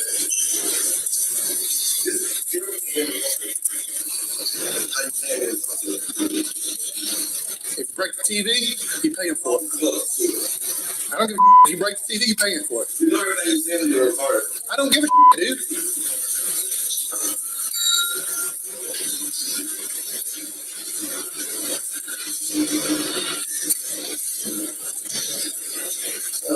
I tried to be nice to you, but you had to come with that damn attitude. I don't want you to be nice to me. Well, that's over with. We can't be friends. We can't be friends. That's over with. Get out. We ain't gonna never be friends. I think money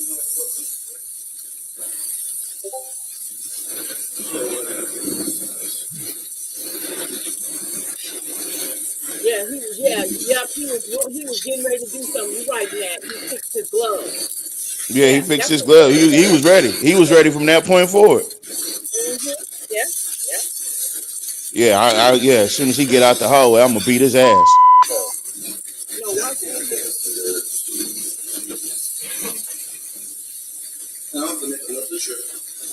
They created the problem.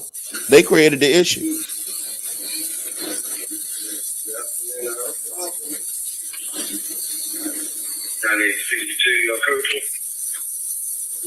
Again, man. And that guy must have been in there for a second. And when I say that must have been his. Nah, he wasn't in there too long. He didn't get settled in.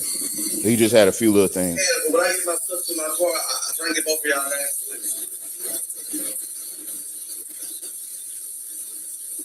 why is that cop inside the room? You don't need to. Officer Butler, badge number 590. There you go. Hey, I got it. Yeah, cool. On fire. Yeah. How's on fire? The stove is off. There's no light on. The stove is off. Yeah, we ain't gonna do that. Where's the other cop's camera at?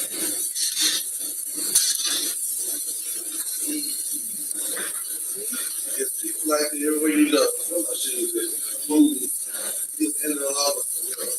Where's my slippers?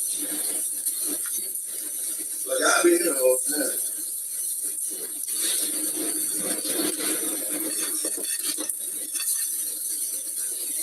And see, what's the problem is too, you guys, they're not even allowing him to go put his stuff in the car and then come get something else, which they could have done that. What this taking place didn't make no sense, because they could have gave that man an opportunity to go put some of that stuff in the car. They did not have to tell him to leave. They just asked him to turn down the music. The man didn't volunteer to leave. He said, if it's a problem, then I'll leave. But you have to tell me that you trespassed. Which, and when he said, what did I do? That's when old boy got mad. Mm-hmm. Because seems to be epidemic wise that they don't like being asked, for proof of anything. Yeah. So okay.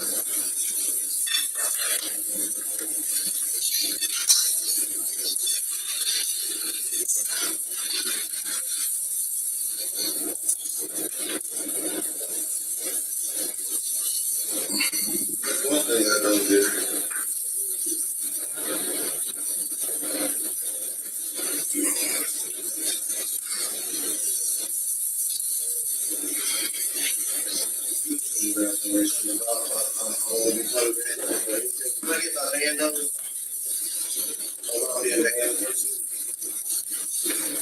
That's not right. Sorry I had to go like this. Yeah. Look at what he's doing. We don't care. We don't care. Just pack your stuff. Let's go. You can do it without talking to us. Oh, it ain't no loss. It's gonna be fine.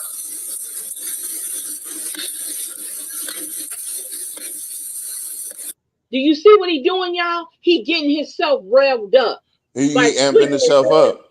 Yeah, he amping himself up. Yeah, I can't wait. I'm gonna get this one. I'm gonna get this one. Oh, yeah. I want to know how he initiated the assault. What did he do?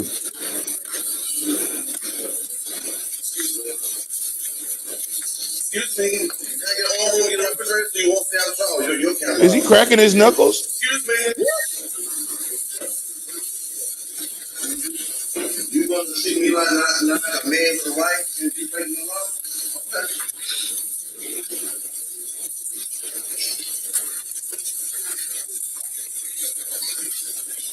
What? I can do hey.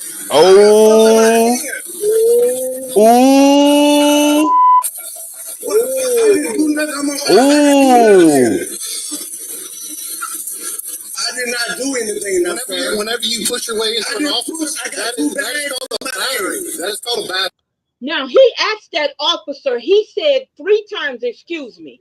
So why was that officer standing in the door inside the room when all he had to do was stand outside the room and get out of his way? Because he was already criminalized. They had to keep an eye on him. We got to watch him pack it. We have to further this demeaning act and degrading this black man. Yeah. That's the reason why Jocko is showing all this, because he don't want he knows the kind of problems that this shit presents. And he knows that this is the practices of APD. This is what APD does. Yep. And have been doing it in the past. And has been doing. You think this is the first guy that dude did that to? No. You think he ain't did it at a traffic stop? I'm not talking about this cop right here. I'm talking about cops in general. I'm talking about cops in general. The APD. That's who I'm talking about. Because he stood in that door on purpose. They had already made up their mind that they were going to do him something. They were going to do him something. When he stepped in that room and he didn't get out that guy's way, when he asked him 3 times, "Excuse me," He did that on purpose, and he did not touch that man when he walked out the door. He didn't touch him. He stood there on purpose so that he could touch him, but the guy didn't. As a matter of fact, he went around him. So, yeah. Nat, hold on. I gotta answer a question because I can't, because Nat just sent a question on the messenger. Nat, he's a bum. He's a scrub. The guy you just asked about. Go ahead. I'm sorry. Okay. Sir, I did not knock. Good thing my camera recorded the whole thing. Congratulations. Here's your camera back. Sir, I did not knock that man. You know this is not right. I did not. White male, juvenile, clipping. All right, so that was the whole first incident. There's a lot more time in the car. What you don't see is he was asking about his property. He had a phone. He had a DD-214, which is important, and other items. Oh, okay, let's stop. Oh, and it was a veteran. And he was a veteran. Yeah, Jock. You on a lot of people's shit list, bro. You ain't gonna get away from that one. You ain't gonna get away from that one. He was a veteran? Oh, you thought you was just, but see, you know what? I'm not surprised because the Alexandria, the YT people that are in charge in Alexandria, they say they respect the veterans, but only the white YT ones. They only respect the YT ones and the ones that'll kiss their ass when they ask them to. Yeah. Like Skip Fox is a veteran that'll polish Jock's shoes if he asks him to. Right now, if he got him up in the middle of the night to do it. Okay, there you go. Oh my God. They threw that in the trash. He remains in control the whole entire time he's in the car. He's asking them questions, getting it on film in the car. And then some of you could look and say he committed no crimes. I hope everybody sees that. I can't say if he disturbed the peace. Can't say if he disturbed the peace early with music or whatever, but the things you may not have caught were when the officers were standing by the refrigerator, he clearly sees that he's being crowded. It's obvious that he sees what's happening. That's why he says, "Excuse me," those times, because he knows if I open the door of the refrigerator and I have an unwanted touching, he's aware. You may not did it to a veteran. You did it to a veteran. Yeah, but where you then can confirm Yes, that, it was a vet, baby. Yes, Miss Battle. the touching on the way out. You can see that he's trying to make room. He's holding all of that. He's not been given the permission to come back, and the officer is in the doorway. I will let you decide if you think that's battery on an officer to place yourself in a position where something is touched. And then you claim that. So there's no beat down or anything like that. That's why we cut it off where we did. I will just tell you. He said, "I ain't no beat down, so I ain't nothing. Yeah, I ain't nothing special to show you." This happens in this short period of time, but for two officers, it's an escalatory evening, if you will, instead of a de-escalatory evening. And so that was the first. Look, I can't substitute the judgment. There's all kind of things that happen. I mean, there's things that you could look at about it, rubbing your hands, doing your gloves, all that stuff. I would just say, you see what it is. And none of us believe that was criminal behavior, that it warranted what occurred. Some might even say the guy handled himself pretty well under the circumstances. So that's incident one. Incident two, we would say, is going in a facility, giving it in the light most favorable to the officers. If the officers are told they're going into a facility, it's on a lockdown, there's been a riot, you can have an officer walk into that in an escalated sense of awareness, if you will. If you then go into the facility and you see that it is de-escalated already, that should bring you down. While we can't show you that one until we can figure out how to edit or do more, it is, a buzzer going off the whole time. So you've got the alarms going off when a facility goes off. if fire alarms are pulled, doors are allowed to open so that people could, so it's a mess in there, but it's not a mess that in any manner warranted the dry days event, according to our use of force experts. That's a good one, Mr. Mercer. I believe that is me, but I'm saying this as someone relying on people who are experts at this. A few of them are in this room. There's some academicians in this room who teach and understand that. So you're not getting the benefit of that. We promise you 100% transparency. So we're telling you that's what it has. There was no injury beyond the dry stun. We have not had. The reason why this is such a bad thing, number one, the veteran. Number two, whatever that happened at that facility, they know that is damaging. They know it. That's the reason why they showing it. They know it. They want to get ahead of it. They want to be able to control the narrative. Yes. And you know what the guy said? I don't know if you paid attention to what the vet said. He said, this is a lawsuit. Because he didn't have a reason. They didn't have a reason to do what they did to him. He said it when he was inside the room packing his stuff. And that's what made that guy upset. That's what made that cop upset. Because remember, he said, stop talking. We're not talking to you or something like that. Remember, he said that?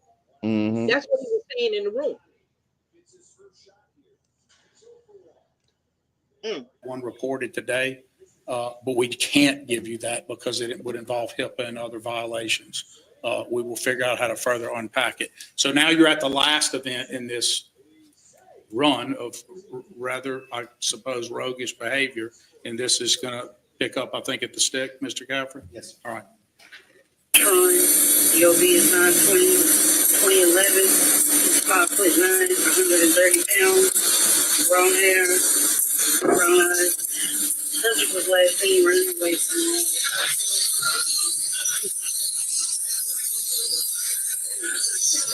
Hold on, man. Why is the store calling on you? Why are they calling on you?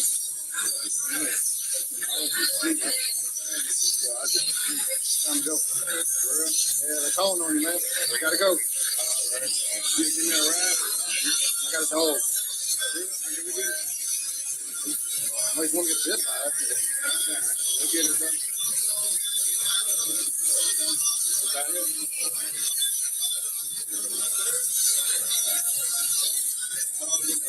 Want to?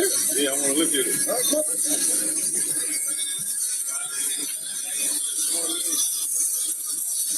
Time to go, man.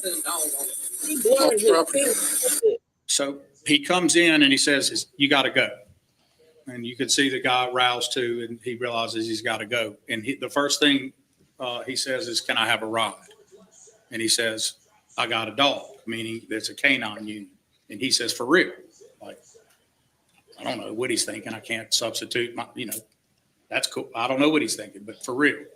And so he says, so basically I can't give you a ride. He says, unless you want to get bit. So the guy is walking out. That's what is that exchange. It's just that simple. And then just pay attention to when they go to the door of what you think each person's sense of mind is at the time as they leave. He's asked for a ride, and he's now wanting to see the dog. Right in the back, so yeah.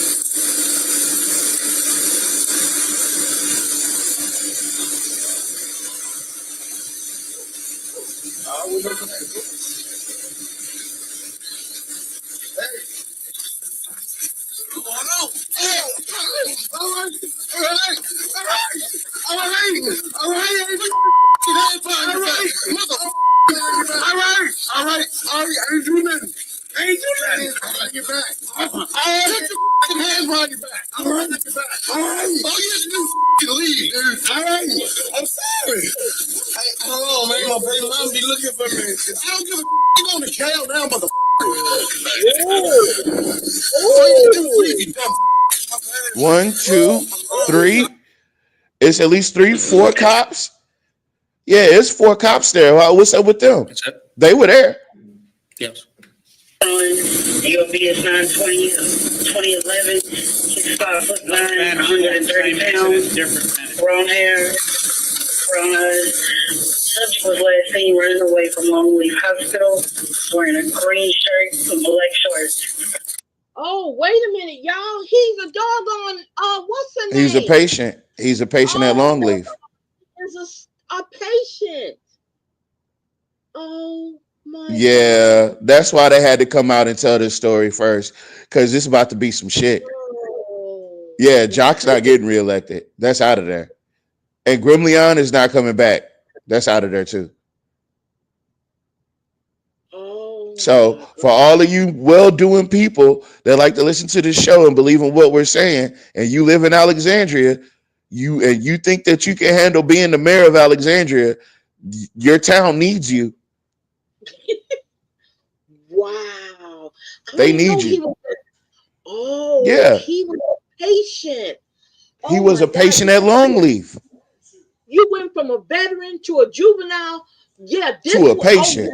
this would have exploded Alexandria. Yes. Okay, you want me This to is going to explode Alexandria. Hey, wait. Hold on. put up Just stars? because the mayor, and the chief of police and a room full of officers are telling the story before it comes out doesn't take away from the fact that the city of Alexandria is still on the hook for this. Hold up. Let me play this real quick. Hold. I'm playing it. Hold up. Let me go back. Let me go back here. I'm sorry. Oh, no. Oh,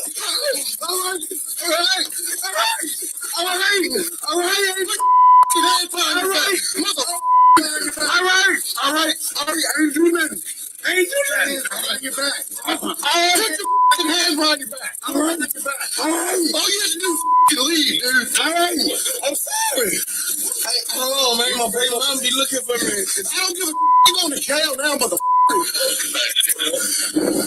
All you have to do is leave, you dumb. My bad, man. I'm homeless.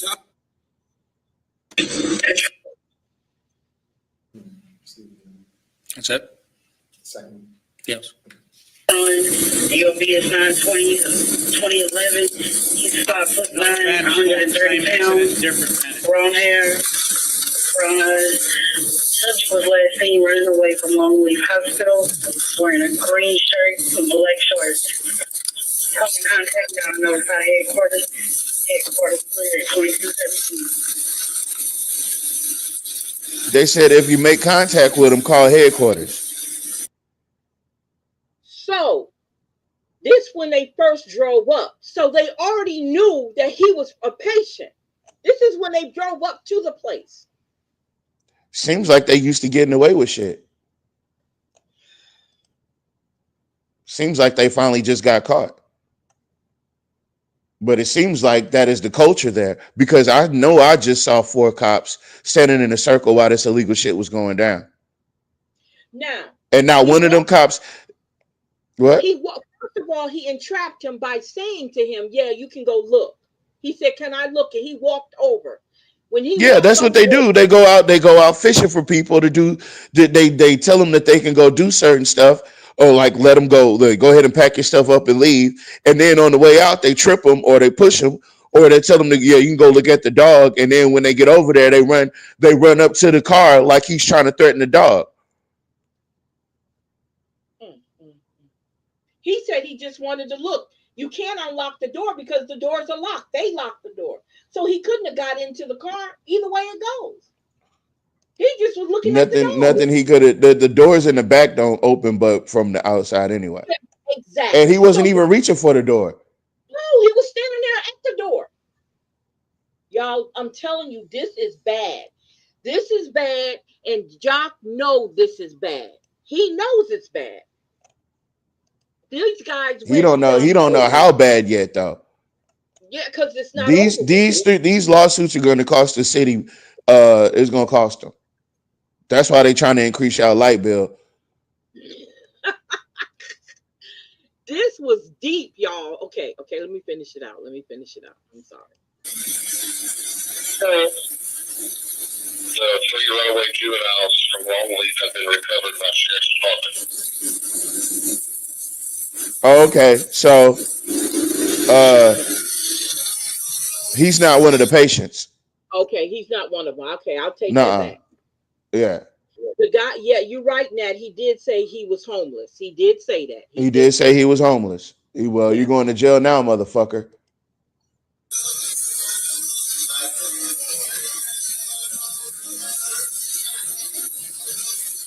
Because he had the same green shirt on. So I guess he's Yeah, gonna that's why go I to jail. said that. That's what I thought too. So he's going to prison.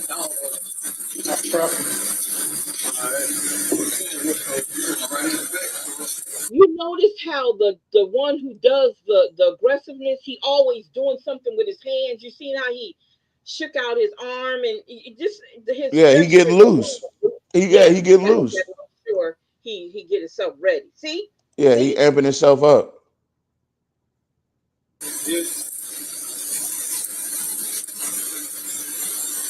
he watched him walk over to the car. I wouldn't open that door. Hey.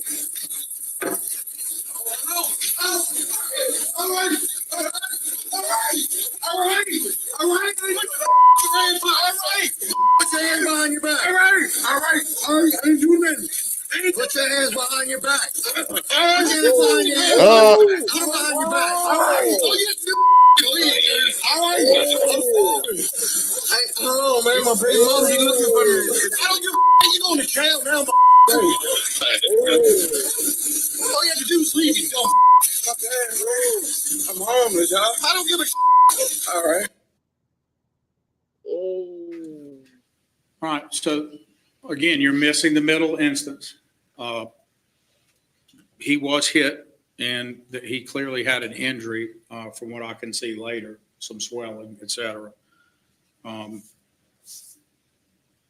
think he's been picked up even since. I think he has a history of trespassing and stuff like that. But you have to remember to separate those things. There are instances where what an officer I bet knows you he'll never going be into homeless something is again. relevant, and then there are instances where it's not. And another modern thing you have to remember is it's not always relevant if someone were on drugs or anything else to use that as an excuse if the behavior itself is still unconstitutional. So that's not the case here. It doesn't matter. You saw the guy presented no threat. I asked the chief if he wanted to handle this one. I can't. He wants to talk about something else with it. I can't tell you. You can see what you saw. And if you watch it many times instead of just the few times you've seen it, the picture that it looks like is that person was enticed into going to that car. And I don't know if you caught that, but the guy wants to go see the dog. Whether he should or shouldn't isn't the issue. There are things you don't know that we can't say because it's about the investigation, about the knowledge of whether there was any danger posed if he even tried to open the door, which there's no proof. You can't see from any vantage point that occurred. But people have defenses. They can mount those all they want. I think what the chief is about to tell you is what matters in this. Do y'all have any questions of me about what you saw? You didn't even explain it any more? Was the officer who tackled him the same one that spoke to him inside? So Or was that a different officer? there were two, one at the door, one inside. One of the officers you see pulling one off is not in the group being, okay? I'll say less down on that. Just it is what it is. But he was obviously struck or pushed or hit the ground one way or another. So the officer that pulled him off was the third? Was a third officer who? It was his vantage point that we watched second? Yeah, that's correct. Okay. That's correct. Everybody caught that? Yes. You're crazy. Look, this is again catching something before it's worse. But if you think of this in a 24-hour period and you think of the escalatory nature, I'll just ask you, just think about what interventions mean. This is when stuff is working that it catches as bad as that may be. We could be here in a lot worse situation. Probably wouldn't be happening in this room the same way. Be a different type of press conference with a lot of different things. But we're going to continue to unpack it. Yeah, with a lot of protesting. That's what he's trying to say.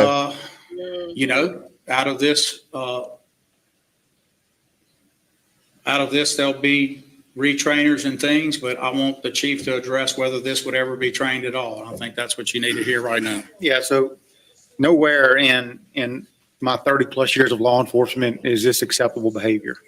I was not trained this way. These officers were not trained this way. We have an exemplary training academy that is currently going on right now. I've been through 2 academies and I've never been trained this way. I want to again reiterate that this is an isolated incident. This is something that happened over a short period of time that we caught. White And was an there were many administrative. It can be isolated if it happened over and over again. Like if it happened And repeatedly, it's not fortunately, isolated. We caught it when we did, but our officers, and I can say no officers are trained this way to engage in this type of behavior. It was uncalled for. This is a bad day for those that wear the badge. And as I said, I own it. I'm the chief. Those officers did work for me, but nowhere will I tolerate this type of behavior within the ranks of the Alexandria Police Department. I can assure you of that. So it's so isolated. I went back and looked at some numbers from our complaints that we had, and the use of force complaints that we've had, which I believe are 4. Let's give it 5 in the past 2.5 years. All of those reports, there's been terminations handed out on those. Again, we believe in constitutional policing. I personally believe in constitutional policing, and this type of behavior will not be tolerated.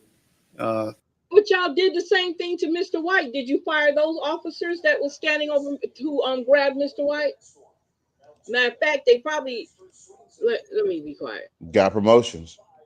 Yeah. Throughout my department.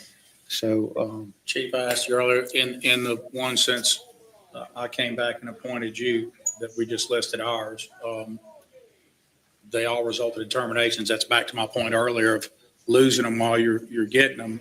In those cases, did we have any reports of grave bodily injury? no, sir. None of those terminations or those use of force were great bodily injury.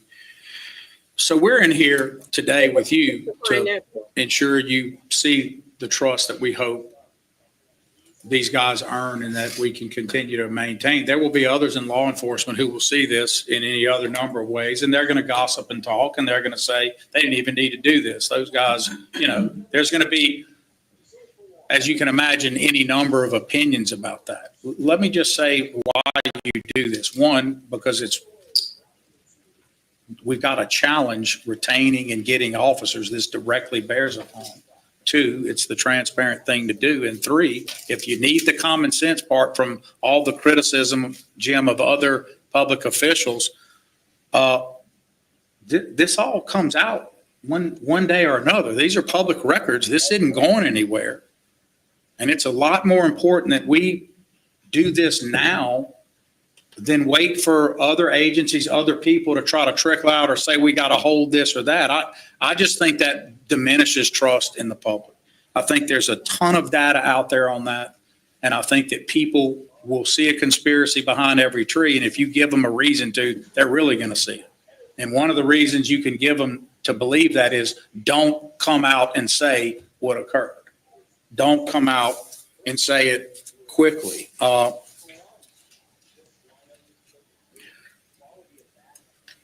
Legitimacy in policing is built by dealing with these problems, maintaining trust, and doing something about it. So here's what I want to end on with this. Inappropriate policing adds challenges to properly acting law enforcement. Inappropriate policing adds the most challenges to properly acting law enforcement. It becomes a danger to us all. Unconstitutional policing has profound effects on communities. Let's think back to Memphis and other places where the results were way worse than what you just saw. Erosion of trust, erosion of legitimacy of that whole trust relationship with the badge, increases in social tension, diminution of cooperation with other agencies. You can imagine other people, I can't work with them, they have these issues. All of those can be problems. Increase crime. How would this increase crime? Very easily. When you erode trust in the community, you call for street justice. You're going to get more of that because there's no trust to call law enforcement. And what does that result in? Well, that's really our biggest issue in beefing in these homicides. So it's directly related if you allow this to happen. Damage relationships for all stakeholders that creates a cycle of distrust. There will be people who today think we did the right thing and tomorrow think this was the wrong approach. And that's going to break down trust too. And I know that. There's going to be people who agree with what we did today, the chief and I. And there's going to be the same people that over time will say, they'll talk to someone at lunch, they'll go through it and they shouldn't have done it this way, it should have been this way. That's all going to happen. And it's all going to be a cycle of dissension and mistrust, not caused by something the chief and I had to deal with today, but by the actions that should never have occurred. And that's kind of one of the problems, right, with this cycle of distrust is everything starts to have to look for some other place to pin the tail when in fact it's obvious what occurred. 3 events, they occurred over a short period. Here's what we're going to do to maintain your trust. We're going to remind you that not all officers are guilty of misconduct. Use data and community support to show the good of APD. Keep doing what you're doing, Melinda and everybody, LSUA, all of you. This is us trying to maintain your trust. I don't normally do stuff to the guys if they tell me something. I hate to do it to my guys over here, and I hate to name you, pal. But I just went over there to ask them, you're okay, right? I had those 2 guys watch it earlier so they could focus on you in the room and the security of this place and not be concentrating on that. And a guy that you all know well who's standing over there said the problem with this is it takes forever to build up our bank of trust. That account, it takes a long time, and a huge withdrawal was just made. I wish I'd asked him earlier. I might have just said, there's the whole thing and showed the tape, because that's about as best as I could ever have heard it said. And so now we have to go about filling that bank account back up. And so I would ask you to let this be some small part of that. This transparency be a small part and not leave these guys out of your prayers and in your head about what they're doing right because of this. This is isolated and it was quick.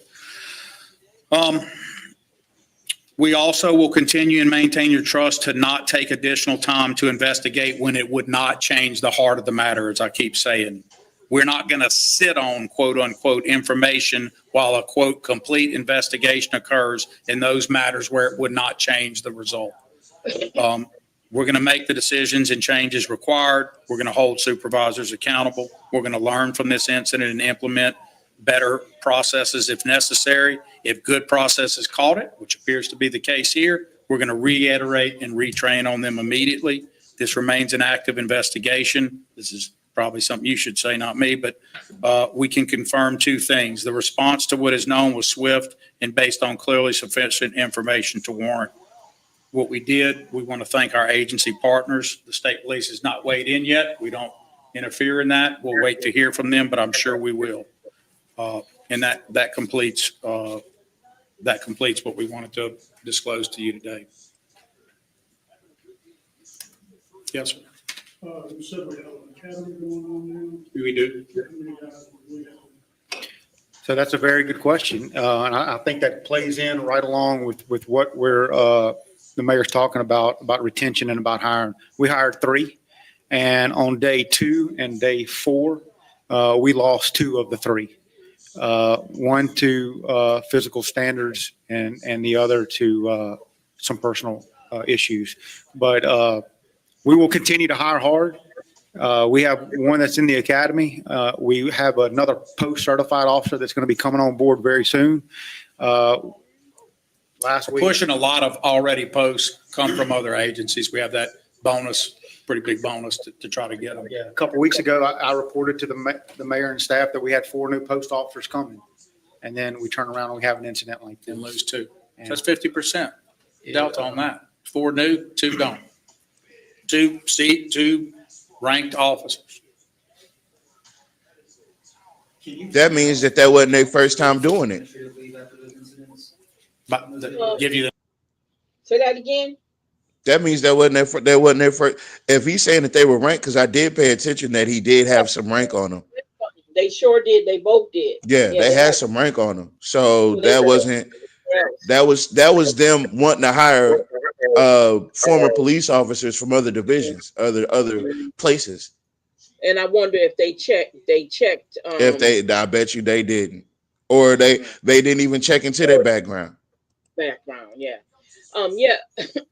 He's getting them from the police from Colfax. Oh. I thought they was about to say from a flea market. names. Yeah. So I don't mind if y'all do whatever you're allowed to do. I think you're absolutely allowed to do that. When we're also going to give you, Stephen, we're going to take everything we just did, make it into a formal press release that's detailed and matches this, and then create those and give those to you within the next 2 days. We're trying to do he brought Steven down there to try to make everybody else jealous. Yeah, I think that's what he did. Yeah, and he doesn't know Steve is just as much of a dickhead as he is. Well, no, he does know that. He knows that. No, I'm talking about the other KLAB people that he talks down to. What you don't realize, well, people might realize it. Jock Ward talks shit to KLAB because KLAB be holding Jock Ward accountable. He loves Stephen Maxwell because he raised Stephen Maxwell. He brought Stephen Maxwell back. You think Stephen Maxwell just picked up a random ass job at Sinlaw Broadcasting out of nowhere during an election season? I said the same thing. Yeah, no, that's totally he set that up. You know he did. Mm-hmm. You know he did. Stephen Maxwell. We'll do that, and you'll be able to match it. And if there's follow up, you need to say who's that and that. We can point them out. The two on administrative leave, though, is it from the? They're not on administrative leave. They've been terminated. Terminated from the first video and the second video? It's the same two in all videos. Okay, gotcha, okay. Yeah. How many hours have they been aboard on a ship? What did he say?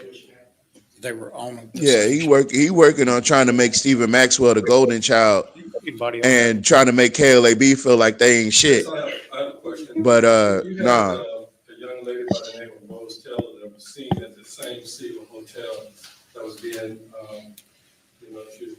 So listen, we're going to take questions from media. I'll take questions from KLB, and I'll take questions from Sinlaw Broadcasting. Damn, I told you. Pause it. Now, this is the one time I will say that Jack Hinton, bald-headed, weird-looking ass, he was in the right. He was in the right. And Jock just showed his hand. Jock does not give a fuck about transparency. Jock is trying to cover his ass. Yep. Jock does not give, listen, and I'm saying this with all sincerity. Jock Roy does not give a fuck about y'all public safety or none of that. Yep. He only cares about what he looks like going into this campaign season. That's the only thing he cares about. That's the only reason he came out with this whole thing. Because if you ask me, nobody even knew about it until they said something about it. But he knew that the news was going to come out. But for him to sit up there and try to act like Urban Cass, come on, bro. He's trying to put Stephen Maxwell. Stephen Maxwell, you still a bum. You work at a radio station, bro. I don't give a fuck what Jock is telling you. I don't care what he's telling you. He said he don't recognize. Let me say what he said. He said he don't recognize nobody, any media, but he said KLAB and Sinlaw Broadcasting. This mayor is, even if the public would have had a question, if public was sitting, he wouldn't have gave a damn about that. It wasn't, you know what? It was the fact that he asked about Rose Taylor. Yep, that's what that was about. And it happened at that same hotel. You try to pretend like these are the only cops that has had issues. That's what he was trying to show. They're trying to throw them cops under the bus. But nah, I pray to God that it don't go like that. I pray to God that the exposure continues to happen. I pray to God for exposure. Based off of these incidents. Say that again? Say that again? Have any lawsuits stemmed from any of the incidents involving these officers? No. Look, it's soon for that. I don't know if you caught earlier what we're saying. This didn't come from a citizen complaint, even the folks involved. This came from our own process that caught it. Ironically, we're the ones reaching.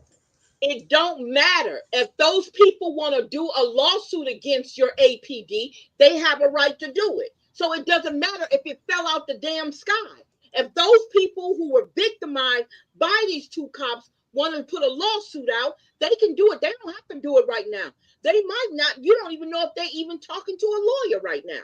So you can say all that all day long. But if they are doing that, they can do it. Oh, no. You see how he adjusted himself in that seat when it said lawsuit? Out to folks I didn't go over that, but we actually have outreach to people involved that we see that we are already turning over to deal with it from our own risk management standpoint. So we're not waiting for them to have to lawyer up. We're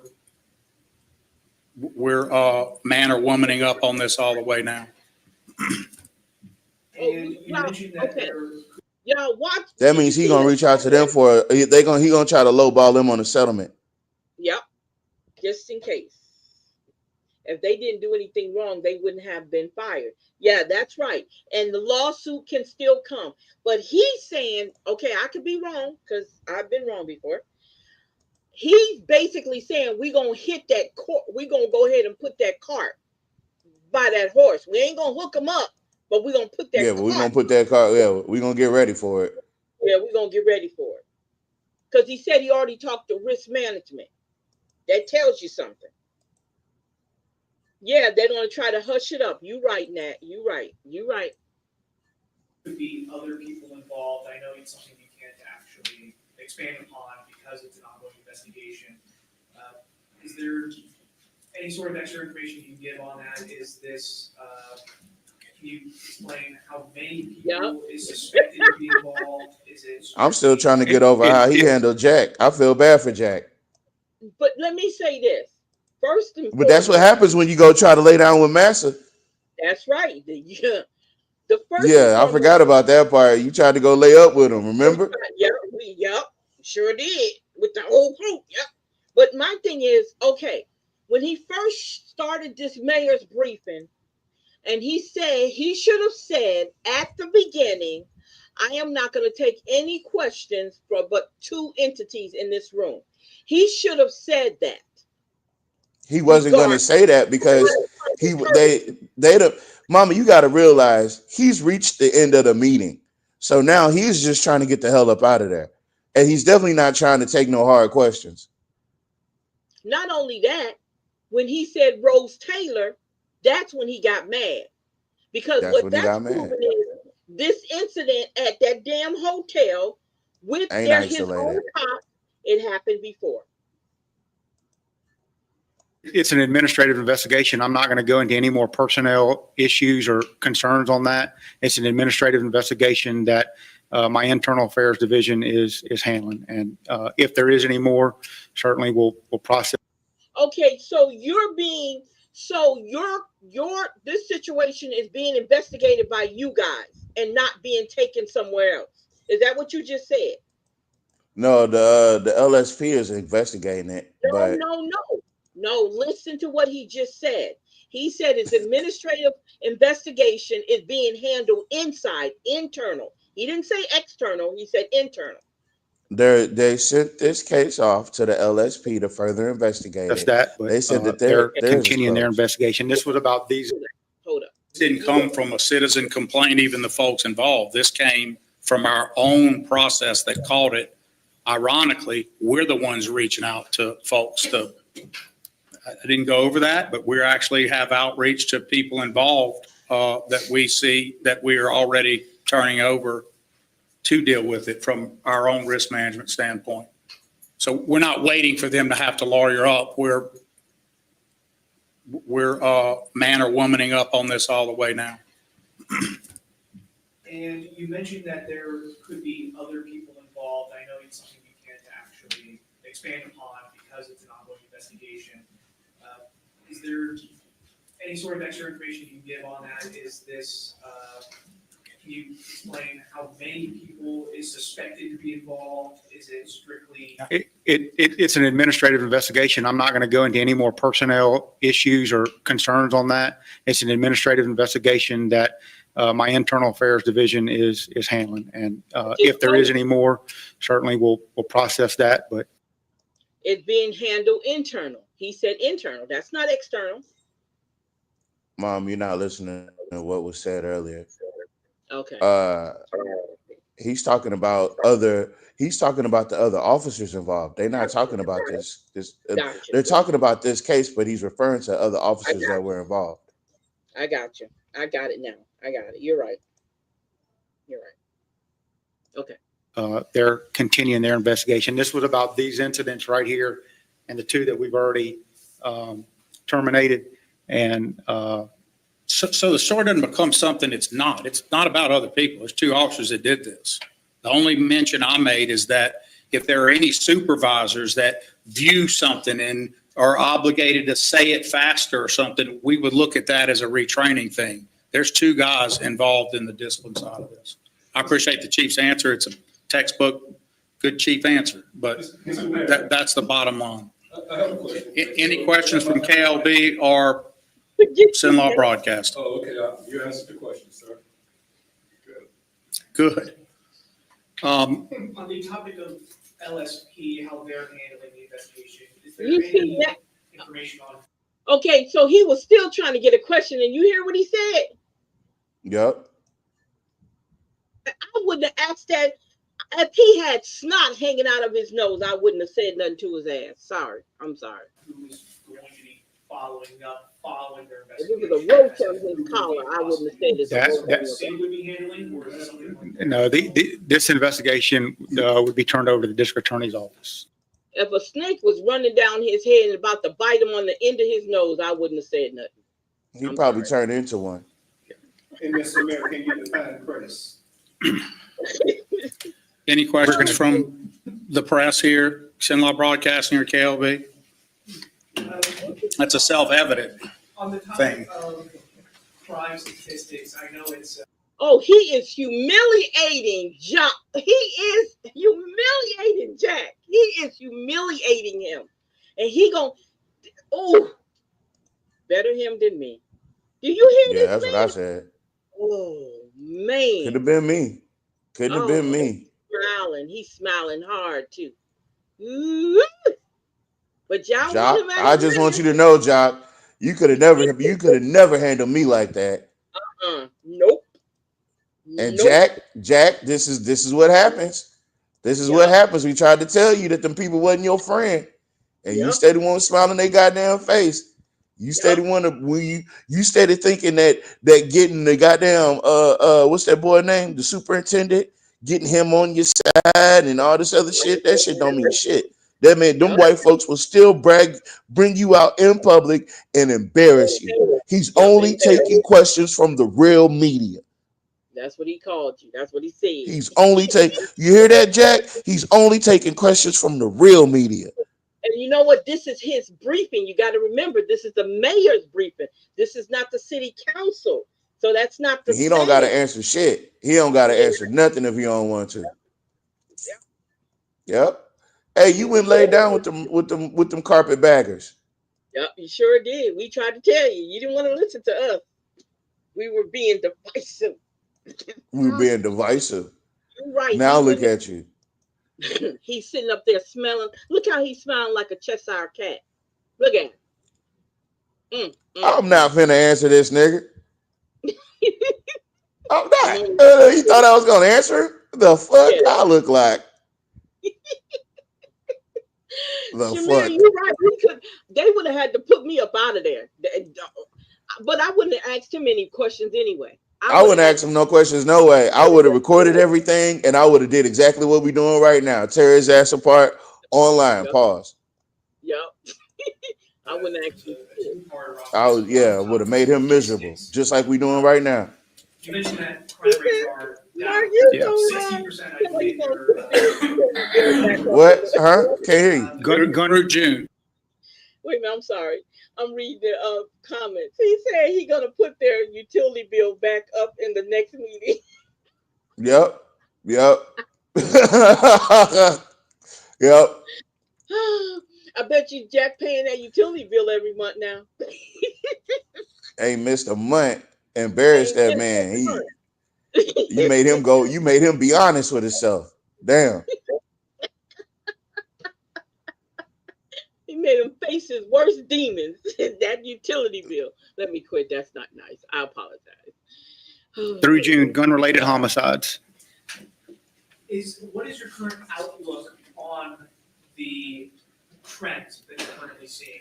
Well, as I said when we were talking, I hate to be superstitious about that, but certainly that could change anytime. We don't have the crystal ball on where do we stop the next homicide at. I surely don't have it. You The would if mayor you had doesn't have cameras. it. And if anyone does, Wait a minute, what'd you say? If you would have contacted Project NOLA. Yeah, yeah. But they saying the process they're using is working. Okay. The process. What process? Okay. Yeah, you talking about the one that got us 6 on the list of the most dangerous cities in the world, or No, in the we're United not. States? We're not the 6th most dangerous. Stop it. We're not. have it. I saw the police. I saw the newspaper article like you did. I think with the work we're doing, I think the technology that we're deploying is the reason this is going down. And Alexandria is ranked 6th in the nation. So folks in the audience, the KLB question was, I think, what is the prediction on the trend going forward? So you can look at what has happened. You could look at whether they're related to specific. Wait a minute. Did you hear somebody saying Alexandria's 6th in the nation right now? And you see how he kind of glossed over it? Yeah. I keep telling you. Telling you. Yeah. He did that. Interventions, which we've outlined in these briefings over and over, and tie them to actions as opposed to luck of the draw. And you have to keep deploying those things, and you have to hear from us about new things, new deployments of resources. When the media asks you to then give a prognostication about the future and anything goes wrong, that's not how it works in the criminal justice arena. What we have to do is keep deploying the things we know work over and over, do the things that have worked in the past, and do the new things that are out there that help us multiply the force available in these instances. Many of those things are going to be driven by technology, and we'll continue to do it.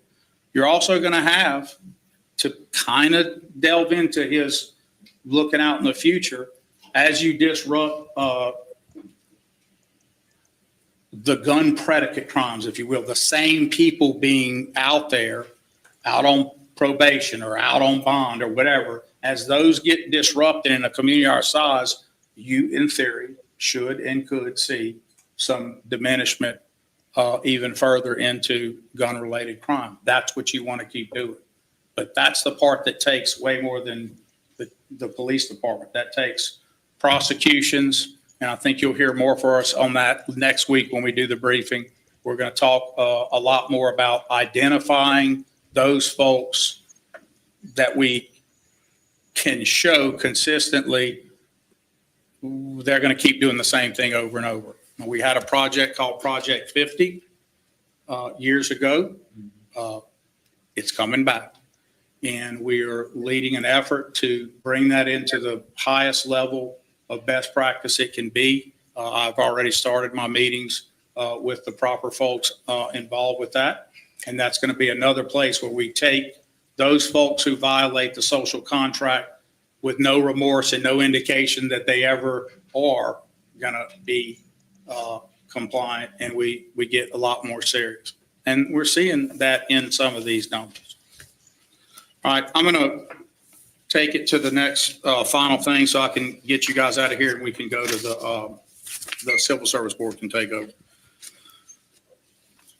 The final point I wanted to make on some activities today that I challenged the chief and his folks to do is in section B. and that is the public emergency and continuing nuisance declarations and tolerances there. So on this, we had unauthorized uses of residential and commercial properties. If you follow, not many of you will, but what I do is I try to always keep these briefing agendas. They follow a certain train. There's a method to this, right? And so you'll see the main headers will be consistent because there are different pieces we're building out through safe outs and other things we do under each.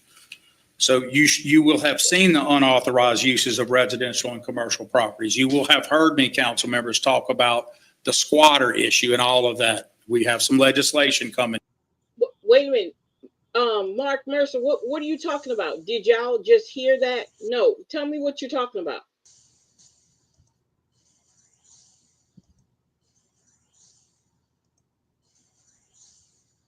I need him to say what he's talking about. Okay, I'm sorry. Yeah, just tell me what you're talking about. Because he said, did y'all just hear that? No, I heard he's saying Project 50. I did hear that. So what is Project 50? We need to find out what Project 50 is. Is that what you're talking about? Some shit they bringing back from slavery. This one is also part of that, but it's brand new. And this is identifying certain corridors in the city that have certain challenges that create a real public nuisance. Specifically, the corridor where all the restaurants are, from the hotel, the Seagull, all the way down to the Baptist building, that corridor, really from Super One all the way around to there, we have declared to be an emergency need of service. Those businesses need it. We have people walking into medical facilities. We have people doing things I'm not going to describe on here in the bathrooms when when you wouldn't have to do it, needles, those kind of things. There's going to be no tolerance for that. And the motels and hotels that operate there are going to get their act together. And the chief's been on that at the Seagull. Pleasantly happy to see the inside of the Seagull. It looked clean and good. I hate what happened in there, but I get that. But there are other properties there that are absolutely unacceptable. Absolutely unacceptable. And the behavior in and around them is. Now, my issue is, okay, again, and we talked about this earlier. You have been the mayor for 16 years. How long has that hotel been doing that stuff? How long has that hotel been doing it? As long as I remember, it was in the time that you've been the mayor. Now, all of a sudden, now you want to clean it up. This just, I'm sorry, it just, you had deaths in there, overdose in there, people getting beaten, violence, all that in them hotels. Now, all of a sudden, it's a concern of yours? Because why?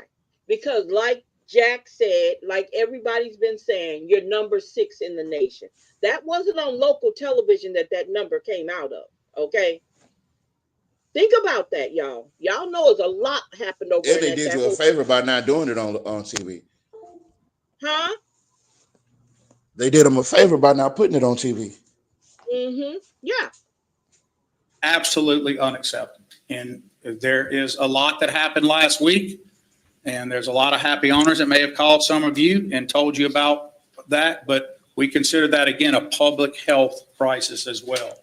So it's not just about, homeless. This is criminal activity on an organized and high level. People doing things over and over. Also, you need to know that we look at all of this holistically. I'm getting the count. I'm not going to give it today, but it's significant how many accidents with people crossing MacArthur that occurs right there, coming from downtown on that walk to go across. How many? There's been some deadly ones, and there's been some non-deadly but very significant ones. So we are looking at that right now. It's no secret. You're going to see our involvement in that corridor everywhere. You're going to hear from those business owners. I was perhaps out there on doing it. Okay. So again, you guys, keep in mind what we said initially and what Tavares has been saying. When he got elected, he said the businesses told him to come back. That's what he said. That didn't come from nobody else. That came out of his mouth. And he's not concerned really about the people. If you listen to how he's talking about these people, he doesn't care about the people. He has to save face. It's always about him saving face as the mayor. There's a lot of mayors that don't give two shits about what the media says as long as they're doing their job. That's not job. Because the media has power. And he needs to have the media on his side so that when they reflect him to everybody or put him on in the camera's view, he's got to look a certain way. That's what this is about. He doesn't give two shits about them people in that doggone hotel. He don't. It's about the businesses. And if you noticed, him said businesses basically all night. Didn't say nothing really about the characters, the people involved, only the criminals when he talked about. That's the whole thing. And we got to realize that he is not a mayor. He's really never been a mayor about the people. We thought, for some reason, y'all thought he was. But he's never been the mayor for the people. He's been the mayor for the businesses. All this time. He hasn't changed none. If you ever notice the way he talks, it's never about taking care of the people. And when he does something, if he does something, he wants that gratification or that satisfaction or pat me on my back because look what I did for the people. That's what he's always been about. So let's finish when this it up. started, because of the frustration that I had with seeing people go in a medical facility. I saw it with my own eyes. And so we are reacting to that. How many arrests so far? 14. And that was in about a day and a half or so. It's now the weekend. Yes. So that corridor is going to continue to be looked at. There are others, obviously, but where business is meeting folks on going into a restaurant, going into an orthodontist, doing things like that, we cannot have people in that situation. It's untenable, and we're not gonna continue it. So with that, we are 5 minutes on time from there 4:30. We appreciate your time. Yes, sir.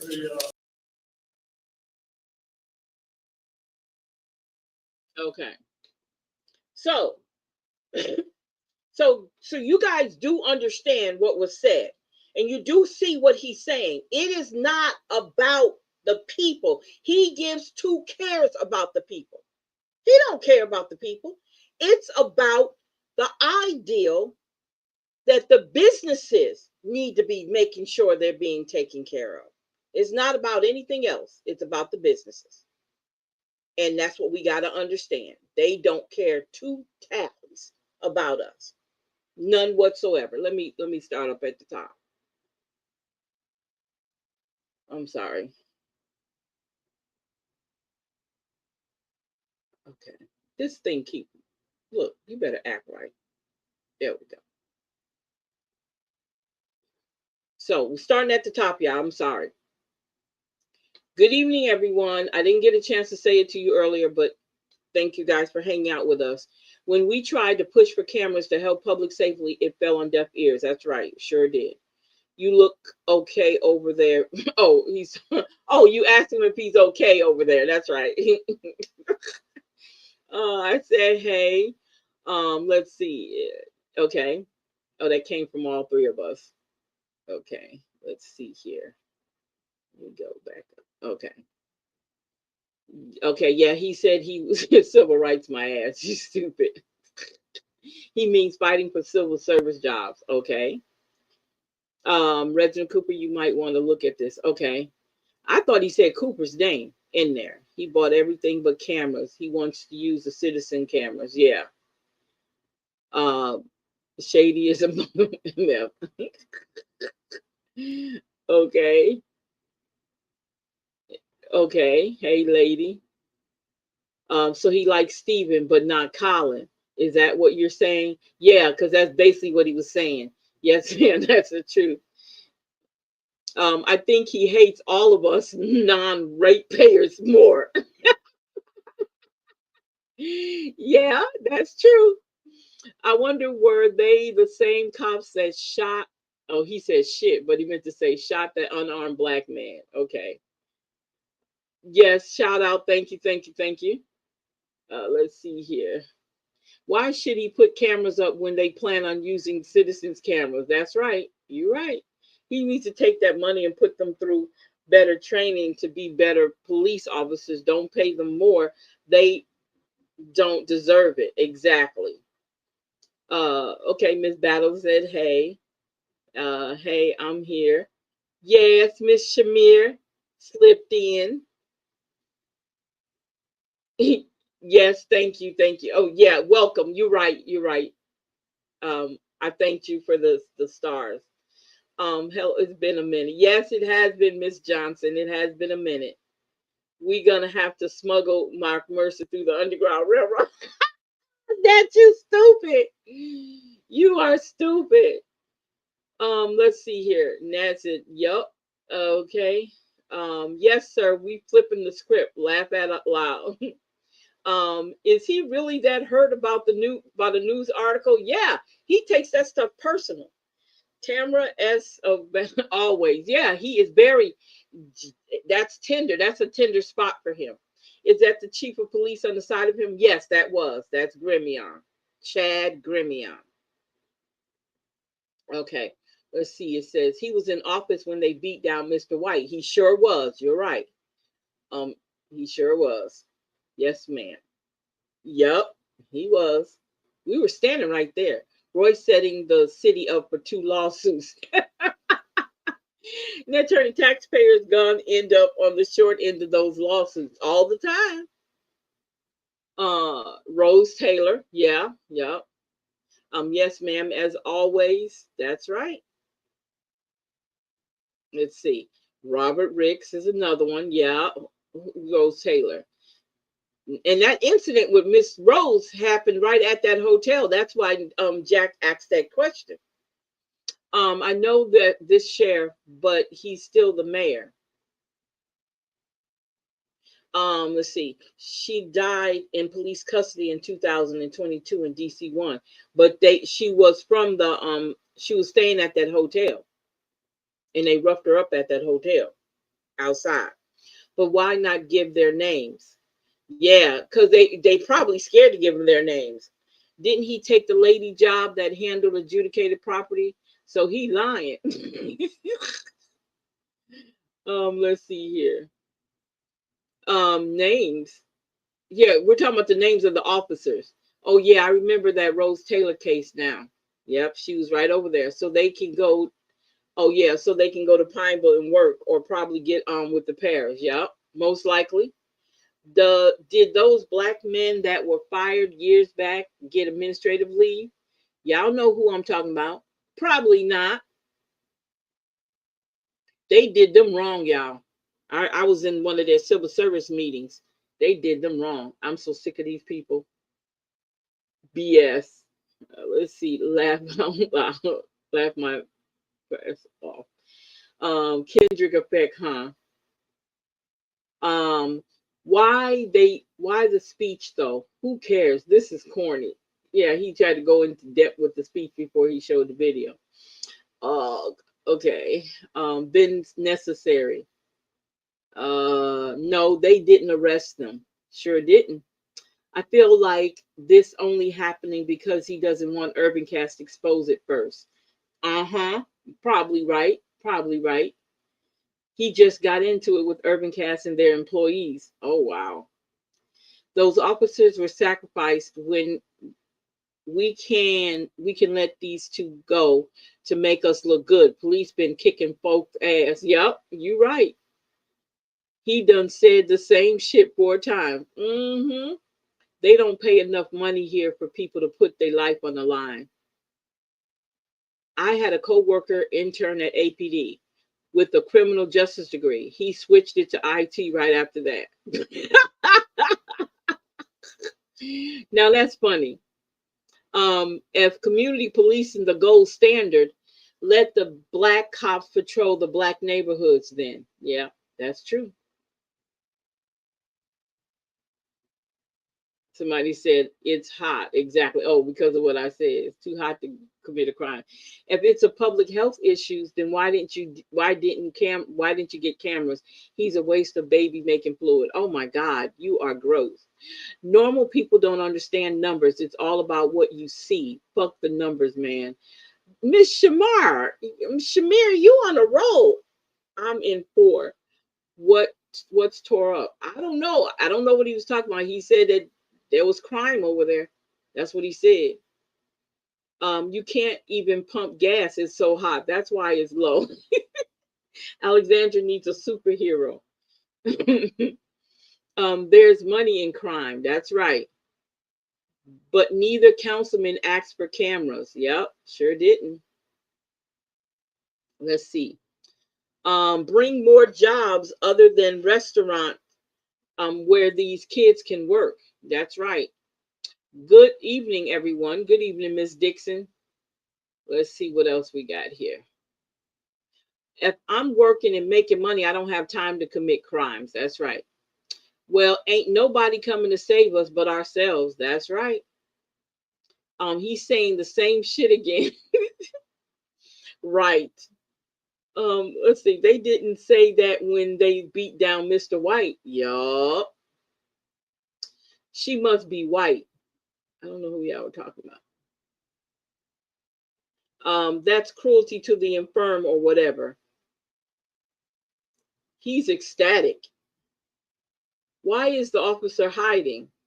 I don't know. Getting ready for the lynching. Y'all on the city time. Hold on. He said if you don't turn the music off, so he wasn't told to leave. No, he said he'd leave if they want him to leave. They got him out of the room to attack him. Yeah, that was a setup. Let's see here. Wow. He's getting another room. It's just going to be a TC1. Yeah, that wasn't nice. Watch how the police doing his gloves. Yeah, everybody noticed that. Even Jock noticed that. The guy was calm, not loud or nothing. It doesn't matter. Just like when we put our hands up and don't have nothing in our hands, what happens to us then? We get shot, right? Okay. Watch it real close, y'all. Just keep watching. I know we was interrupting it. The police gets by the refrigerator on purpose. He sure did. When he was in that room, he could have walked out the room and he didn't. He stood by the refrigerator. So they was planning on doing that. Wow, he has terrible patience for an officer.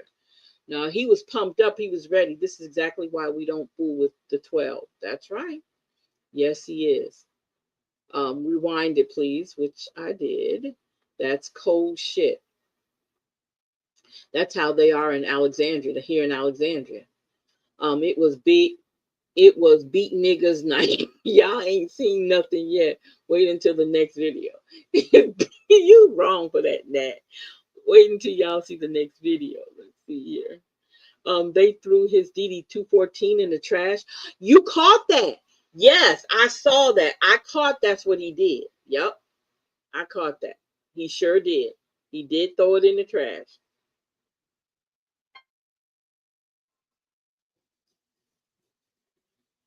I'm still live. What? What? No, do it again. Come back. I'm sorry, y'all. That was Tavar. They threw his DD 214 in the trash. Wow. Let's see here. Let me see where it was at. Next one.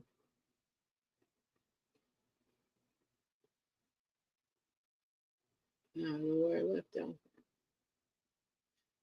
Okay. Where did I leave off at? See, Tavares interrupted me. Let's see what I said right here. Nobody would believe it if it wasn't on camera. Yep. Oh, there we go. Okay, so beat down. He stole Mr. White's words. Yeah, he sure did. Even Jock knows about the rubbing his gloves. Yep, sure did. It says, did y'all notice he said there was not a beat down? That's why they stopped right there. Guess that means if it was a beat down, they wouldn't have shown it. That's right. Never mind, laugh out loud. Okay. The next one is a straight up setup. Yeah, they set that man up. They would plan on doing that. He didn't want to be at work anyway. He was already agitated. Yeah, just say what it is. He told him cool to look at the dog and then set him up. Now he don't know black slang. I don't know what that means. They told him to go look at the dog and then did him like that. That's right. Wow. Sure did. He did him like that. Let's go up here. Well, I'll be damned. Let me put that up there. Okay, wait. Okay. Don't do it. Okay. Wow. I want to show all of it. But we don't comply. This is sad. Well, I'll be damned. Okay, I'm sorry, baby. There we go. I was just going over the comments. I wanted to make sure I get it. I don't think I got it. Rewind the description again, which we did. No, I'm not running. Don't ask me. Laugh out loud. Laugh out. Straight tackled this dude like the Brock Lesnar, but like he's blocked. I don't know who that is. Brock Lesnar, he's a wrestler. Oh, okay. I don't know that. Yeah, he spared him. That's what she's saying. He spared the shit out of him. Yeah, that's cold shit. That is. If you listen, the guy said he's homeless. Yes, he sure did say he was homeless. Yeah, what did that cop say to him? I don't give a fuck if you homeless or not. He sure did say. And look, y'all, let me say this. Did y'all notice the third person, that third officer that got him off of him, he didn't open up his mouth. Did you notice how he never said nothing? He never said anything. See, the reason why I feel where the questions was coming from is because they were asking about the other officers involved and they didn't want to say nothing else about that. I think that they throwing them two cops underneath the bus for the rest of them officers that do dirty shit. Yeah. Modern day lynching. Who in the hell would open that door knowing that dog would bite them? Well, the thing is, they couldn't open up the door. That's the whole thing. When they usually get out those cars, they don't leave those doors unlocked because they know there's a possibility somebody can jump in and take off with the car.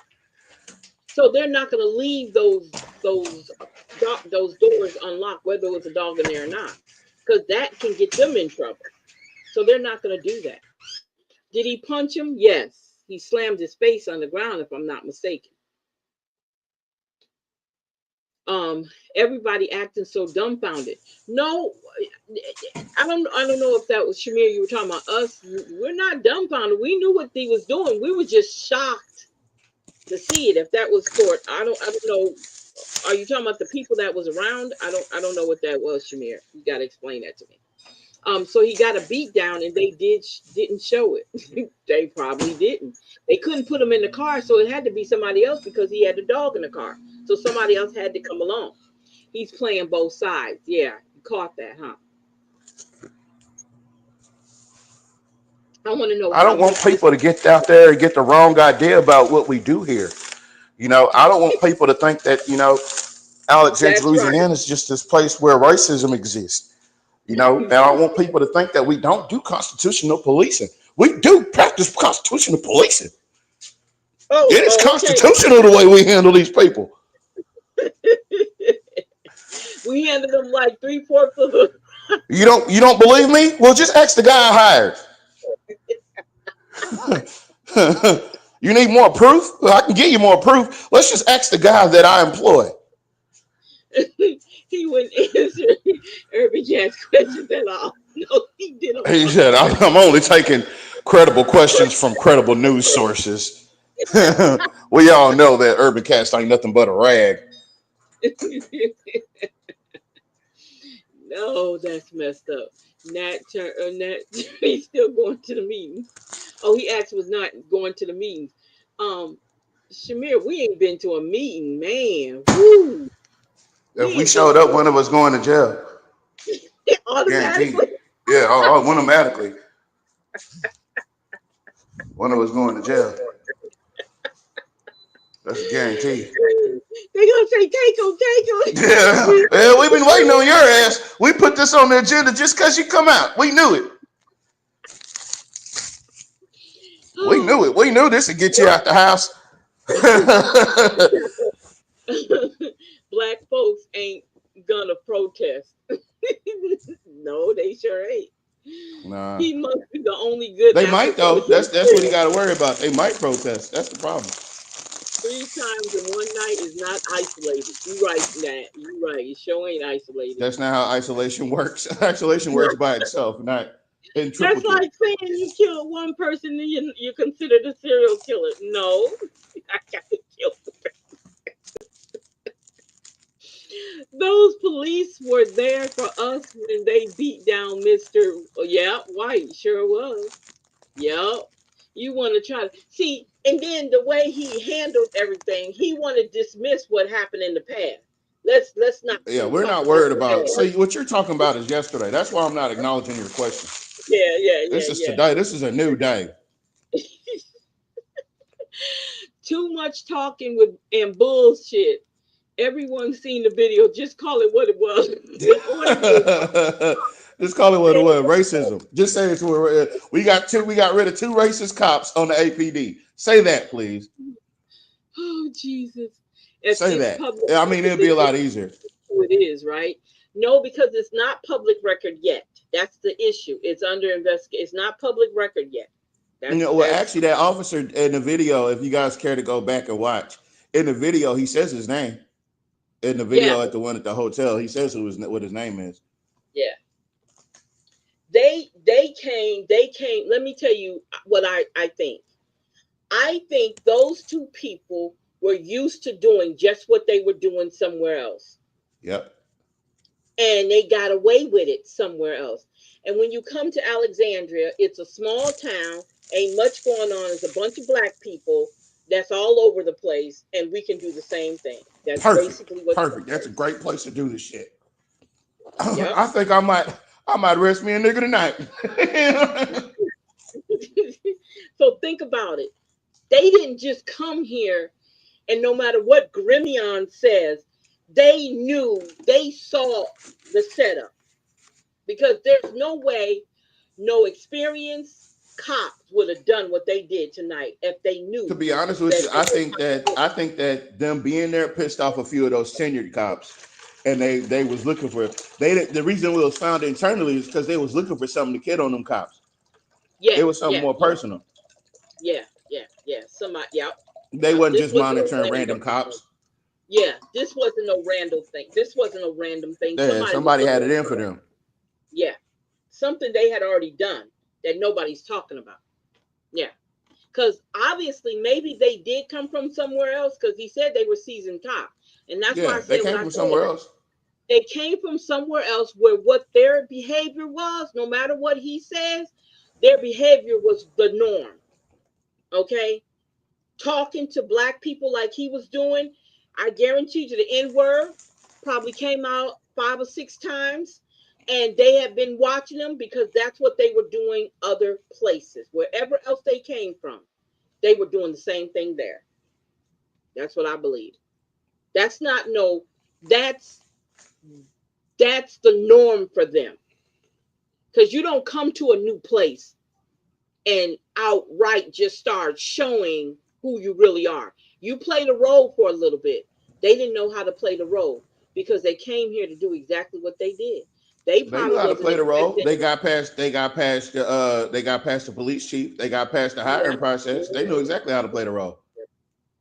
And see, I want to know how long they've been on the force. That's what I want to know, because he didn't say that.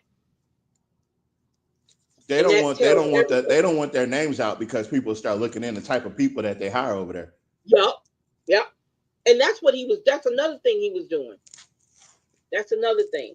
And if nobody ever written them up, if they didn't have no kind of complaints, even though they act that way, because there's a lot of cops that don't get written up and they do the same kind of shit all the time. They never get written up because cops don't tell on cops. Yep, it's the blue line. That blue line. Cops don't always tell on cops because they already know that they'll be threatened and ostracized if they do. Unless they got another whole agenda going on. Only reason Memphis cops got caught was because of cameras, jackass. That's right, they sure did. That's right, that's how they got caught. And that young man still didn't get justice. Why he only called people out on Facebook but not in person? I don't know. Just a jackass. Wait, what? Oh, maintain the people trust by not raising utility rates, jock ass. There you go. Oh my God, he's getting them police from Colfax. Oh wow. I think it's my time to apply. Show them how it's done. Now, Shamir, you would definitely have to cut off your ties with us completely. Like, you have to erase your Facebook pages that have us on there as friends. You have to get rid of the whole thing if you become a cop. You know you are not allowed to be employed by Jock. We'll hire you. We'll hire you. Do you got any dirt on that Tavares Swafford at all? You got some dirt on him? I could definitely use your help in the office. I can use it. Now he's gonna go represent them and put them into leadership positions somewhere. I didn't even see that, Mark. God. Yeah, he said that. Yeah, when they get fired, he says when they get unjustly fired, he sticks up for them, gets them their job back, and a lot of them are in leadership. Oh my God. Now he gonna go represent and put them into leadership. You guys got to understand that's how these things work. Yeah, you sound just like him. Remember, Colfax got rid of those police department. Yeah, they did. They sure did. Oh damn, he fooled with Stephen Hart. Yes, he do. Yes, he do. He does. That Stephen Maxwell. Oh, that Stephen Maxwell used to be my nemesis. When he stole my doggone video, sucker, and played it on the Channel 5 News. Oh, sucker. Right. He moved, got married, and everything with his funny looking ass.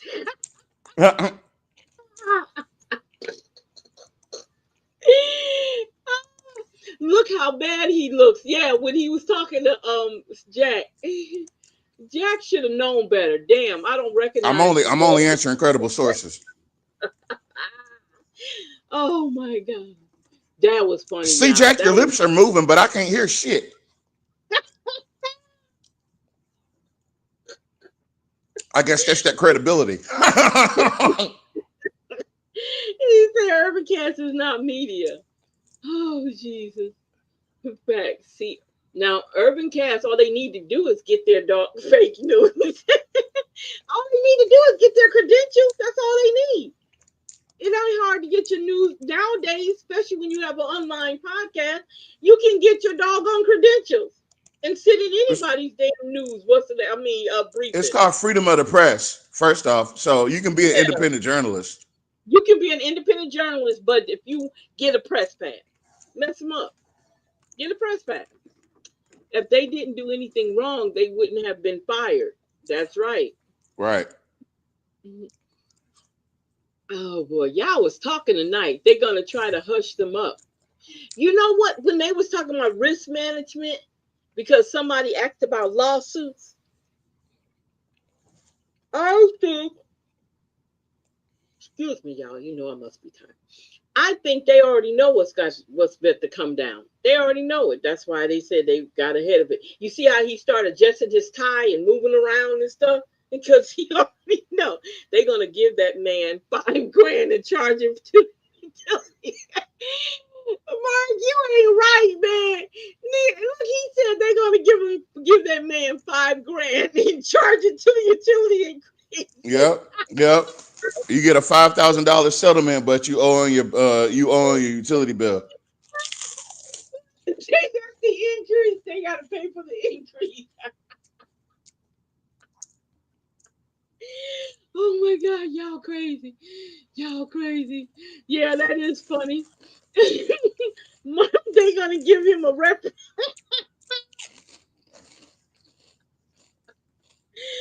Oh my God, y'all, this is not funny. We shouldn't be making fun of this. He wanted to embarrass them. Yeah, he did. He wanted to embarrass Irving Cap. That's right, he sure did. Guide her to Boris Wayne's farm. Whatever, Nat. Handling Jack like a child. Ooh-wee, he hates that man. Yes, he does. Ha ha, dang. He's going after Irving Cass. See, Irving Cass set themselves up for that shit. That's why. I would have cussed him out so bad. Mm-hmm. Yep. He gonna put their utility bill back up in the next meeting.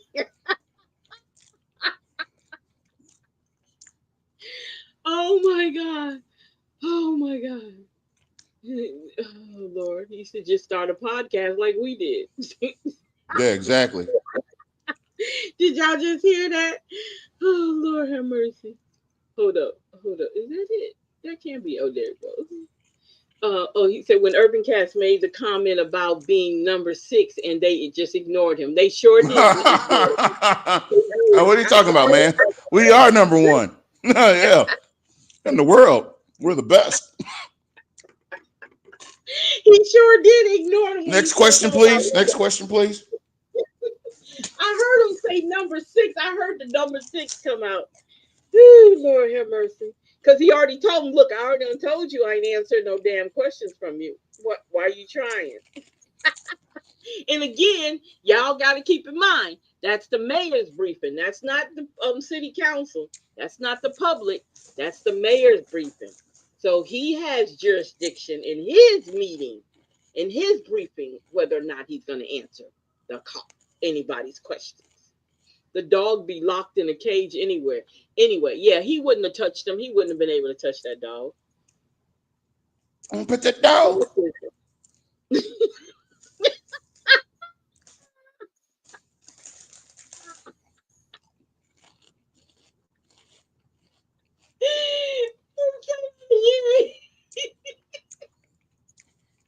Say that again. You put the dog. Can I pet that dog? Is that how she said? You gotta let these people go to bed. You gotta let these people go to bed, man. I'm gonna put that Sorry, dog. I'm gonna put that dog. No, I was talking about the That man mayor. didn't want to pet that damn dog.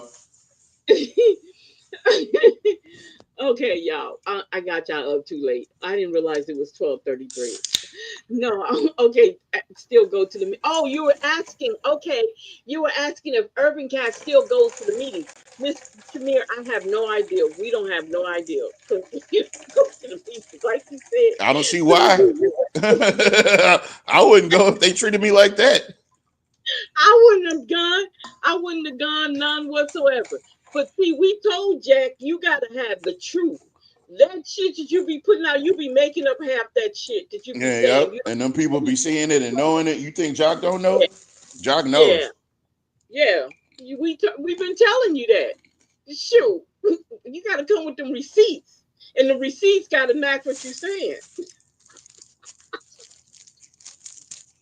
You can't put together a whole story. You made it up all the way. You can't do that. That's not media. That's not news. You gotta have the facts. No, I was okay. Yeah, okay. One more. Let me see what else. Let's see what else she said. I'll give you up for for a honey bun. Damn. She's talking about Snacks snitching. much? No.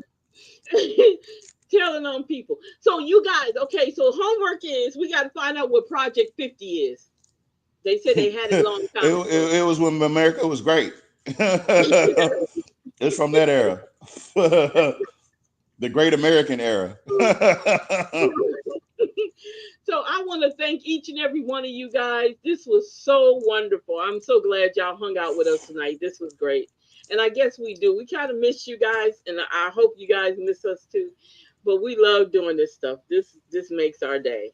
And we got to do it again. But yeah, this is something. We got to look at how things are nowadays, right? Okay, we got to know now. They ain't playing. He He ain't playing. He's saying he got something for y'all. Keep in mind, like we said before, Jock is not for you guys. You voted him in, but he is not for you guys. He said the businesses, and he didn't say it one time. He said it several times. It's not about y'all. If they can't lock you up, y'all don't mean nothing to them. That's just how it is. That's just how it works. It don't mean nothing to them. All right. So I want to say thank you guys for hanging out with us. We're going to go ahead and let this this show go. Jack, I'm telling you, you got. I'm gonna say it. You got humiliated. I'm just saying, you got humiliated. I know one thing. I would have got kicked out of there because I would have cussed him out. Me, I would have cussed him out. He ain't. He's the undercover Republican. Yeah, yeah, he is. He's not no undercover Republican. He's blatantly a Republican. Oh yeah, he is. Jack is a definitely. He don't hide that no more. He don't hide it at all. He never hated before. No, You just don't pay no attention. Mm-hmm. Well, his fellow Republican, which was Jock Roy, handled him today. I mean, on the 20th. Yeah, that was some humiliation fetish shit right there. That was humiliation. Ain't no He fucking way like you would that. have talked to me like that. Ain't no way. I would have got escorted out of that bitch. Excuse I my would have language. walked out of there. But you know what? Jock felt brave because he had all them officers in the room with him. Yeah, he had all them officers in there. That's right. Mm-hmm. He said Jack looking like a jack in a box. Damn. Oh Lord, I'm sorry, you guys. I cussed twice tonight. I'm so sorry. I'm not no. Did you tell everybody we missed him? Yes, I did tell him I missed. Yeah, I did. I did tell him I Yeah, missed. yeah. We definitely. You look, man. I'm going It's through just a phase right now where I'm trying to balance out my social medias, and I just started my new Facebook page. If you guys haven't requested to follow me over there or friend me up on my new Facebook page, please do. I'm what's your missing Facebook all page? of the people. I had over damn near 2,000 or 3,000 people that was on my friends list, and now I got like 25, 30. So I'm Yeah, slowly trying to build it back up. It's a lot of stuff I'm not gonna get back because well, I can't. Wait a minute. It's people like Jack that got my other accounts messed up.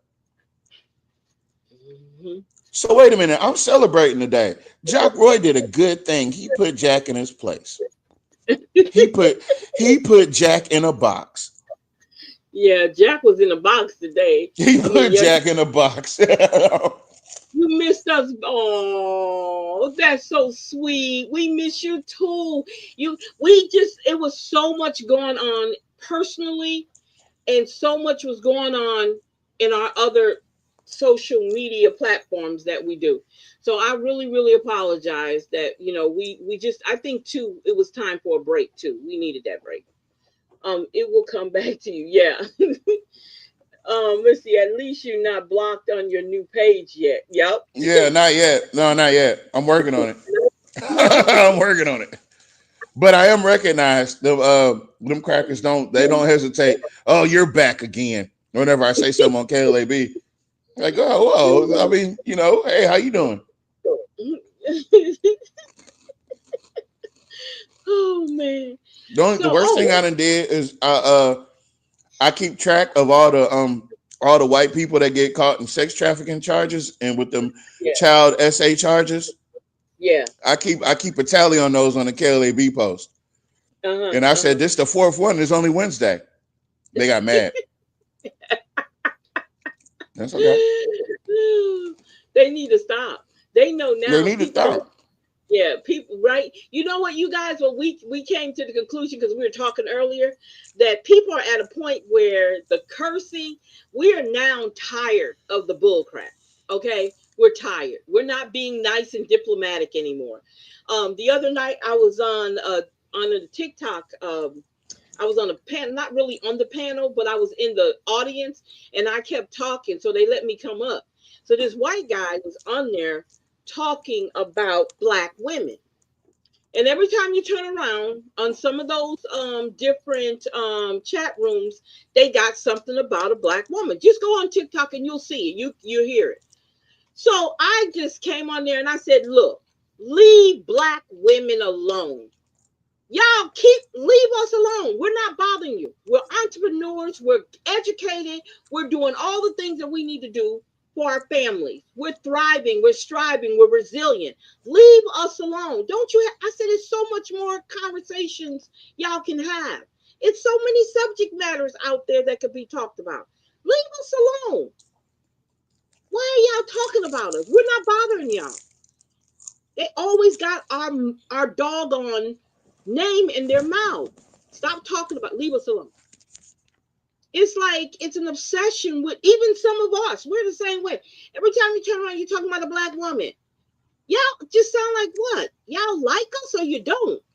Quit talking about us. Leave us alone. We hate So you, but we don't. You know, hate you. We like, you know. So the host, he put me up on the panel. So when I start going on, I got a skedaddle. Yeah, have a good night, baby. Good, whatever. So they got quiet. Everybody got quiet, and I just broke it all the way down. Just leave us alone. Stop talking about us. We're not bothering nobody. And so they was like, we just knew you was gonna come up here and say that. They don't know me, but it's like we knew you was gonna say something because you was talking down in the doggone chat. Just stop talking about us. We're not bothering y'all. Just leave our names out your mouth. I'm going to stand up for my people. I don't care what nobody say. Male, female, whoever. When we're not saying anything or bothering you guys, leave us alone. Go on about your business. Make sure you and I told him, I said, when you talk, because the comment was, the guy said, we go to college, okay, so that we can keep our benefits, our welfare benefits. I was like, where'd you get that from? What kind of crazy crap is that? And I said, if you want to talk about people on welfare, you better check the state of Kentucky, because they have more people on welfare than any other country, any other state in the United States. So Kentucky is majority white. So keep our names out your mouth and quit saying stuff about us that's not true. We're not going to college for our welfare benefits. What kind of crazy crap is that? I'm sorry, I'm come down. I'm good. Yes, you have to choose wisely when you send those friend requests. That's right. Everybody can't be your friend. I ain't worried about KOB. I'm going to do the speak always. That's right. Speak your mind. Yes, indeed. They coming out. Yeah. Most of them pink peoples. They are. That's right. That's right. But yeah. So I like, leave us alone. We quietly trying to live our life. We're trying to do our thing. We're trying to live. We're trying to, take care of our families and enjoy our lives. Leave us alone. Y'all could talk about everything. You got a damn orange crazy person sitting in the White House that don't take baths. It stink. When you got other heads of state and diplomats talking about how you stink, that's what you should be worried about, not us. You know what I'm saying? I'm sorry. That wasn't nice. But anyway, so you guys, thank you for hanging out with us here on the Can We Be Frank show. We will be back, I promise. What's today? Thursday? I forgot what the other day was it every other. I'll see what my rest of my week is going to be like. And well, shit, tomorrow's Friday. Wow, it's already over with. But what I was saying earlier, okay, so real quick, this is just going to take a little bit of your time. So now people are just outright just being raw. They just saying everything. They don't care no more. They just like enough of the drama, enough with the bull crap. We gonna say what we gotta say, period. And leave us alone. That's it. Okay. So you guys have a great night. I hope this really helped somebody. I hope you guys understood what's going on here. This was a great video. I'm glad they did that. Now we know. And look, Urban Cast, I'm sorry. They don't like you no more. They don't like you no more. Good night, y'all. Bye-bye.